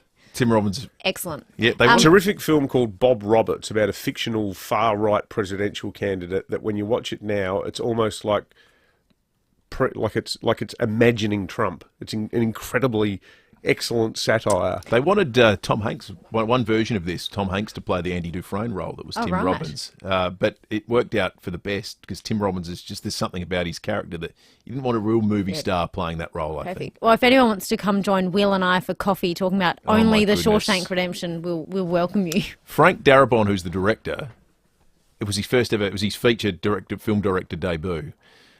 He got God, what a debut. What a debut. But the studio didn't want him to direct it. He bought the rights from Stephen King. He'd done a small Stephen King story as a small short story before, and it's one of the only versions of one of his books that got made into a film that Stephen King liked. So then he's famous for hating them. He hates them all. The one he hates the most is The Shining. Hates Kubrick's The Shining. So he sold this to Darabont for $5,000. So Darabont owned the rights to it, and he wanted to write it and direct it. And the studio said, actually, the script's great. We don't want you to write. We don't want you to direct though, because who the hell are you? They offered him millions of dollars and said, and we'll give you another project that you can be a feature film director of. And at the time, he was struggling to pay rent, and he went, you know what? Nah, I think my version of this is going to be the one. Stuck to it. So he stuck to it. It came out. It's a bomb, and yet here we are talking about 20 years later as one of the great films of all time. Delivered in spades. I'm going to wrap you up before you can go on, Will. All right. I'm going to keep going on during the news break. So I will continue to do that. 5 What about News is coming Cujo? up. That was good.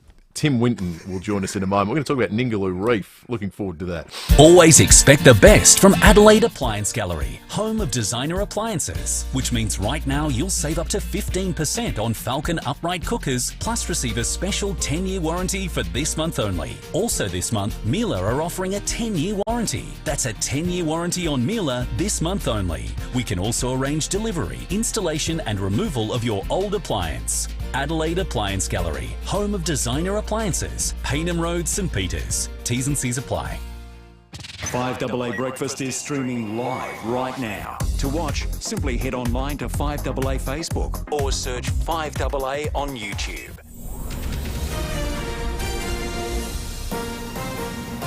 This is Adelaide's 5AA. A shower or two, 18 today. With the 8:30 news, I'm Mel Usher.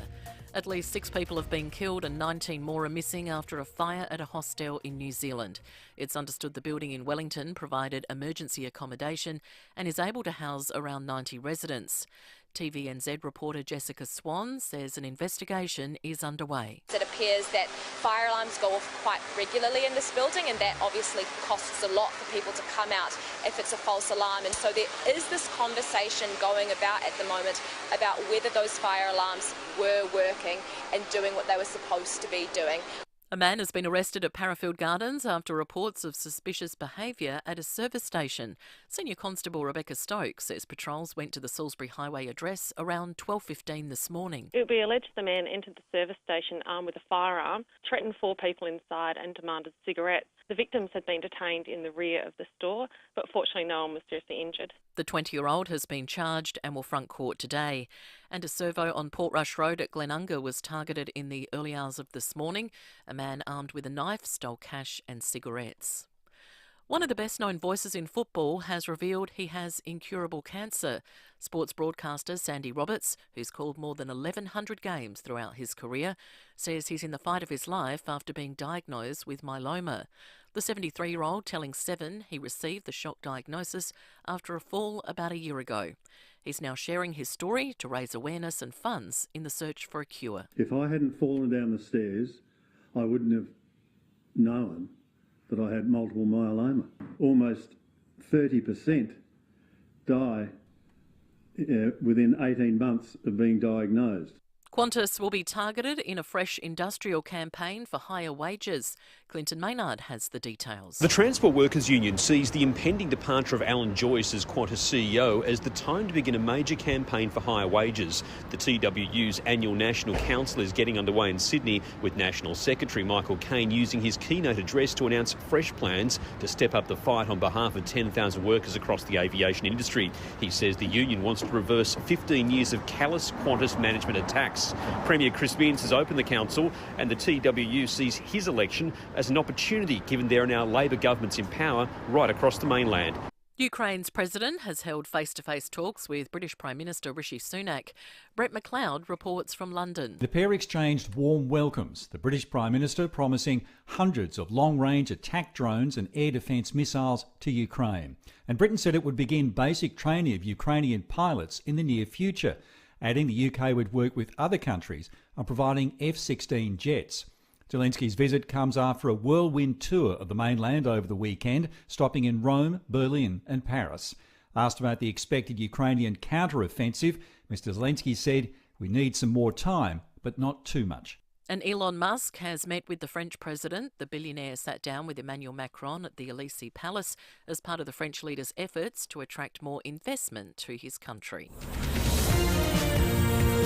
Now turning to 5AA Sport. Gliderall Garage Doors, adding strength, safety and style to South Australian homes for over 40 years. Gliderall.com.au. What's happening in footy, Tom Wren? Well, Mel, Port Adelaide coach Ken Hinkley says moving to the bench has allowed him to better communicate with his players on game day.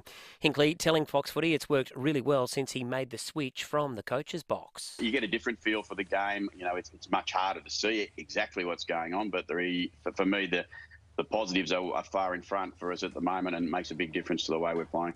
AFL great Matthew Lloyd has serious doubts over the ability of Michael Voss as a strategic coach. Carlton has lost 4 of its past 5 matches under Voss despite boasting a highly rated playing list. Lloyd says the second-year coach hasn't established a consistent brand. They were going to play finals. They lost 4 in a row, games that they were there to be won. And then this year I haven't seen them. They haven't beaten a scalp for a fair while, Carlton. So I think the strategy, to me, the jury is out on Michael Voss. So they may say that he's great in areas, but at the end of the day, it's about winning games of football.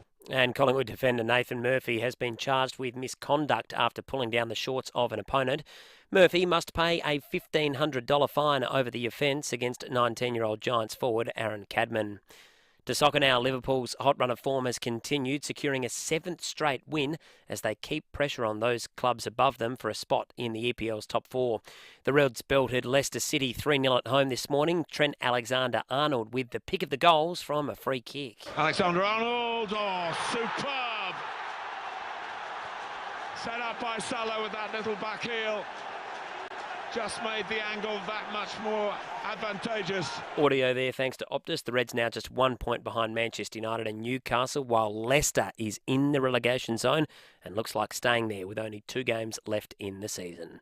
And that's the 5AA Sport. Now checking 5AA traffic. Worried about cheap insurance? Who offers great value cover you won't regret? Amy does. Before buying insurance issued by Amy, read the PDS and TMD at amy.com.au and consider whether it's right for you.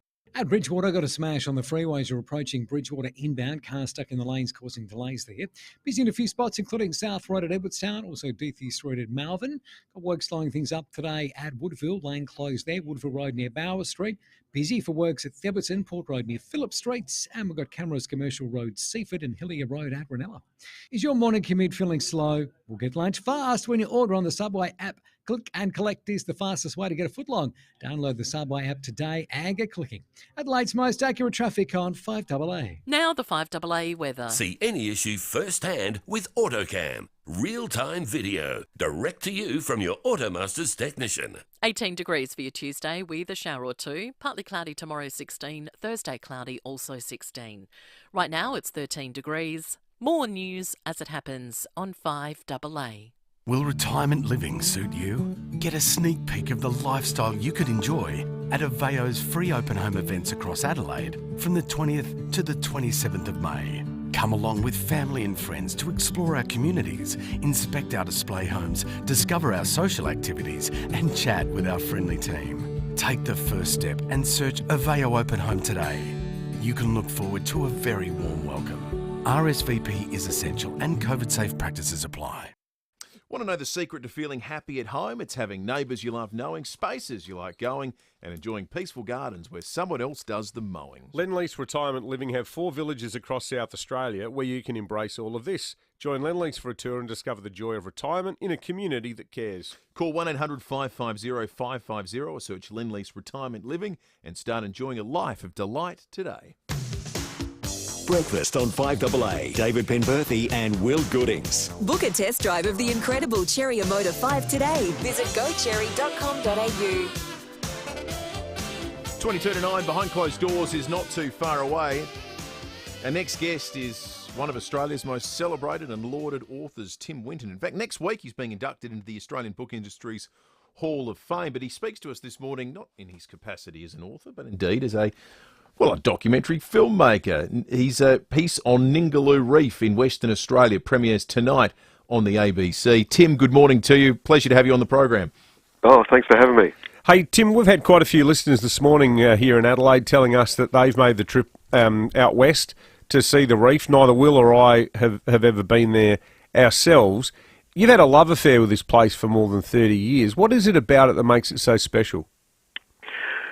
Well, it's just one of the most remarkable places in the world. Partly because it's it's remote and pristine, but it's one of those places that within a single day you can encounter more species of megafauna, like huge animals, than anywhere else in the world, and that includes the Serengeti. So it's one of those sort of unknown treasures, really, that Australians don't really know how precious it is and how amazing it is. So you can swim with a whale shark, a humpback whale, manta rays, dolphins, turtles, dugongs, all in the same day, and still be within sight of the beach. It's mind blowing. Is that right? So you don't have to go out that far. It's not like a charter that you're out on for hours. Oh, you can go out on a charter, but the Great Barrier Reef, you've got to go 20 nautical miles to see it. At Ningaloo, for many places or parts of it, over its 260-kilometre length, you can just walk into the water, kneel down, and you're in it. Wow! It's just incredible. So it's a fringing reef, not a barrier reef. So it's right on shore. And, because of its remoteness, it's in fabulous shape. Also because some of us have been defending it for 20 years and have made the government look after it, and we helped get it World Heritage listing. It's in good enough shape to still be, a global treasure. Is that sort of the complex equation when it comes to conserving that area, that you want to get the message out so that it's something that needs to be saved, but at the same time you get the message out and... Well, as you talk about it to us, Tim, I'm thinking it's something I'd like to go, and I imagine there are tens of thousands of people thinking something similar. Yeah, look, I think tourism is one of those things that can be managed. You can dial it up and dial it down. The nice thing about Ningaloo is the kind of tourism there is it's all nature-based tourism. It's pretty low-key. What you can't, what's not compatible with a place like Ningaloo is the kind of heavy developments that we see elsewhere in the north of Australia that just decimate landscapes. I mean, there is a dilemma about sharing your secret with the world. But frankly, if you show people what's there and help them value it, there's a better chance that they'll protect it. We saw, not long ago at Juukan Gorge in the Pilbara, a 40,000-year-old sacred rock shelter, which should have been a museum in its own right, blown to smithereens by Rio Tinto. If that place had been famous and known about, do you think Rio Tinto would have blown it to smithereens or even dared? So I guess I want to show people the glories of what we have, let them celebrate it, let them wonder at it, and give them a reason to protect it. You spent, what was it, something like 400 days filming. What was the actual process of filming it like, Tim? And for you, I guess the beauty of being a writer is writing is you with a blank piece of paper in your study at home with a pen or a typewriter. On my own, yeah, in a room with people who don't exist. The best kind. Yeah, they're quite malleable. They're very well behaved when they live and die at the end of your pen. So yeah, because you control that, but you don't control nature, do you? No, not at all, and it does not play well with others. Lone wolf, sole trader. So, and here am I with this whole team of people. And I love being in the water, but it was and I love hiking and doing all the kinds of things that we do in the show. But doing them for 57 weeks with a camera crew. So everywhere I go, I've got 4 cameras in my face. There's a drone in the air. There's 3 cameras on the ground. The process was was tough, and you're at the mercy, as you say, of the elements. Working with children and animals, man, a lot of animals, and of course the crew, which were the children.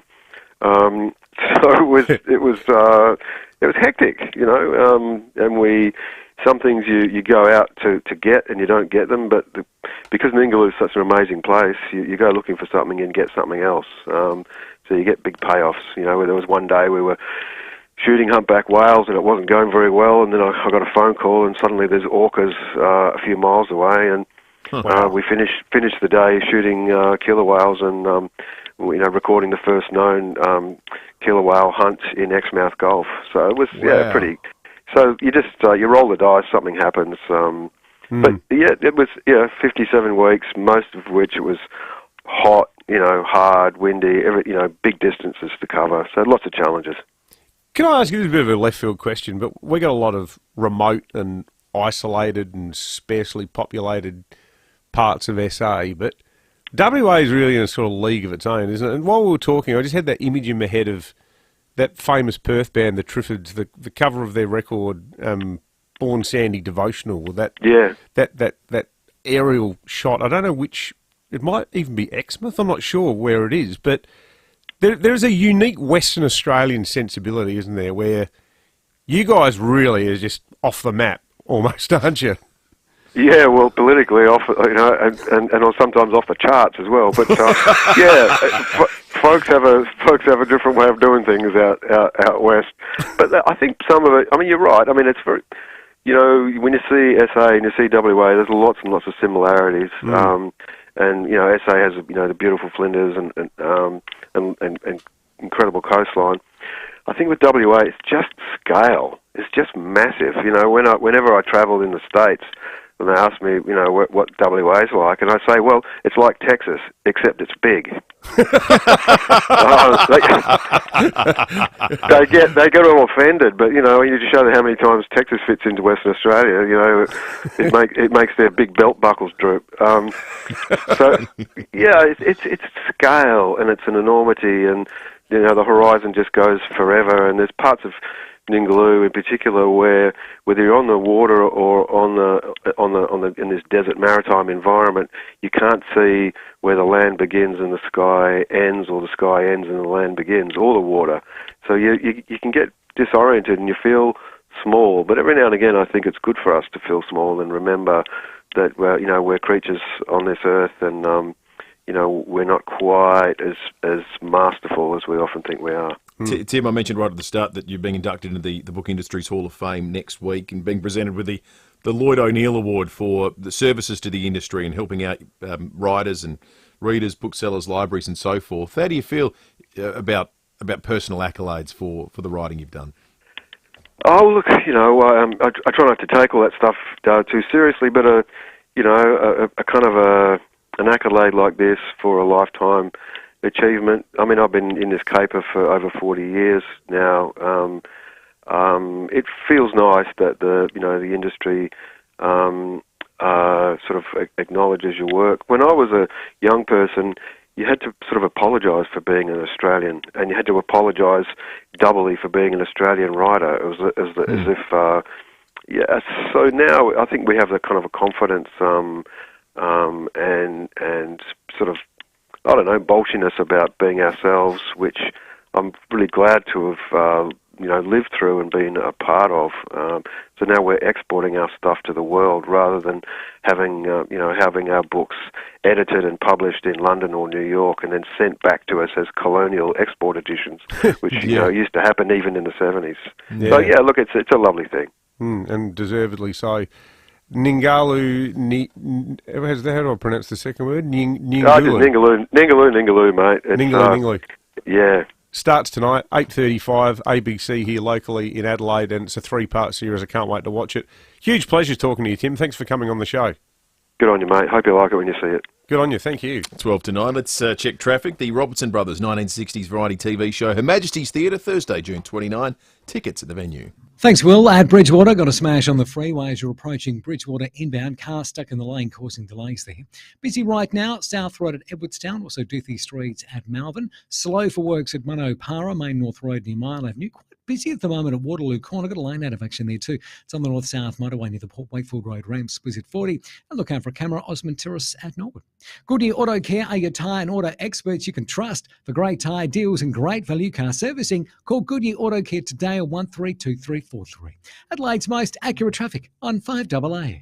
It's time to raise the bar. If you're organising an event, anything from a small meeting to a grand gala, you'll know there are many things to consider. So trust the experts at Adelaide Convention Centre to help you elevate your vision. With the support from our team at every stage, you'll be amazed at what can happen in turning each aspect into an unforgettable experience for both you and your guests. Contact our team and discover the magic to elevate your vision at Adelaide Convention Centre. What's the best thing about winter?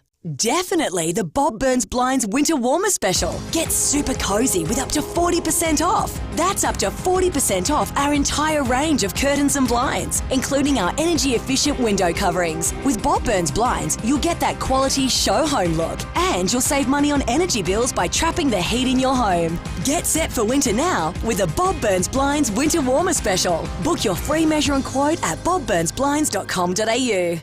For nearly 40 years, no one has done certified used cars quite like Steinborner Automotive, with dedicated yards including SA's best range of commercials loaded and ready to go, including SA's only dedicated small car and SUV centre, and SA's only large SUV and 4x4 centre suited for any lifestyle. Steinborner still also has the best range of Commodores, from ZBs to the collectibles. View all late model used vehicles at steinborner.com.au. Steinborner Automotive. It's well worth a trip. Have you got the ticket that could change everything? The $4 million grand prize in the Hospital Research Foundation Home Lottery is what dreams are made of. Fully furnished and custom built by Scott Salisbury Homes in Leafy, Melbourne. This grand prize is absolute luxury and comes with $200,000 cash. Retire early, invest, or live mortgage free. The choice is yours. Join the fight. To see full details, visit homelottery.com.au. Licence in 14364. Hello. Frank Walker from National Tiles. National Tiles' famous once-a-year May Mayhem is the biggest and best ever. Spend $1,000 and will only charge you $750. Or spend $2,000 and will only charge you $1,450. That's right. Spend $2,000 and will only charge you $1,450. Don't miss the biggest and best National Tiles May Mayhem event of all time. So rush into National Tiles now and save. 9 News is made in Adelaide for Adelaide. And has been since 1959. I'm Kate Collins. And I'm Brenton Raglas. Join us for 9 News tonight at 6. Breakfast on 5AA. David Penberthy and Will Goodings. Test drive the Cherry Emoda 5 at Cherry Glen Osmond from 33k drive away with immediate delivery. Go Cherry. 9 to 9, behind closed doors, coming up in just a moment. Well, for the last couple of months, the journalist Greg Bearup at the national newspaper The Australian has been doing a lot of work about what has become known as the White Hands on Black Art scandal. It centres on South Australia's APY Art Centre Collective and the allegations made by a number of Indigenous artists, some of it backed up with video of it actually happening, is that white assistants have been touching up, adding to or altering traditional dot paintings that are meant to be the sort of sacrosanct representations of Indigenous dreaming stories, and doing so for commercial reasons. Big announcement yesterday, and it was made jointly after a meeting with the federal government, the South Australian government and the NT government, that there will now be a government-led inquiry into this. We have the Arts Minister, Andrea Michaels, on the line now. Minister, good morning. They are, as you said to me the other day when we spoke about this, they are very serious allegations, aren't they? They are. They are really serious allegations, and what we need to do is make sure in this process we're looking after the artists that are involved in it, because it is really worrying for them if these allegations prove to be correct. And obviously there's a commercial element to this as well, because people pay a lot of money for these paintings. Is there a fear that, and perhaps this is why your government, and I know that your NT equivalent has been particularly fired up about this, is there a bit of a sense within the arts community that people just want this to go away and don't even want to talk about it? I think we have to. We have to look into it. There probably is certain people that want us to brush it under the carpet. I don't think we should. These are pretty vulnerable people at the centre of this, and we just need to make sure we're looking after them.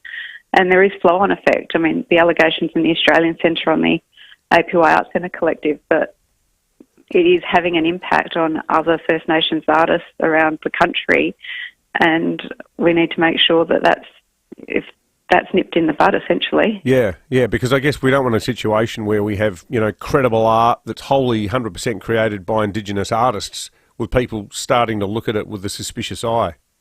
That's right, and there is a sense, particularly in certain areas of that shame, that cultural shame, when they're actually not caught up in this at all, but they feel that shame that we need to make sure we're looking after the broader First Nations art community as well. I know you're still working through the terms of reference, so we'll keep following that detail, but it's good that we are moving to get to the bottom of it. Andrea Michaels, the State Minister for the Arts, thanks for joining us this morning. Thanks, Pembo. It's coming to 5 minutes to 9 and time to go behind closed doors thanks to Aussie Fast Transport Solutions, interstate freight, distribution, warehousing and local Adelaide couriers. Call Aussie Fast 13 13 64. And when we get behind closed... The 5AA Gardening Show with Mike Keelan and Angie McBride. It's a beautiful day and I can't stop myself from smiling. Yes, it is a beautiful day in Adelaide. I looked up at the sky and I was like, gosh, it's a beautiful day. Michael Keelan's here for Michael Keelan's Gardening Show. Morning, Michael. Right. Morning, Angie. I think it's a full moon coming up in a few days too. Yeah, I was driving in this morning. I saw the moon and I was like, gosh, there's the moon, and it was huge. And I was like, gosh, the moon is huge. Yeah, it should be a full moon on Thursday. Oh, that's good. I'll look up at that and I'll be like, oh, look at that. Right. Let's talk to Tom. Good morning to you, Tom. Oh, g'day, Michael, Angie. Hi, Tom. Right, what can we do for you, Tom? Michael, you were talking before about pigeons.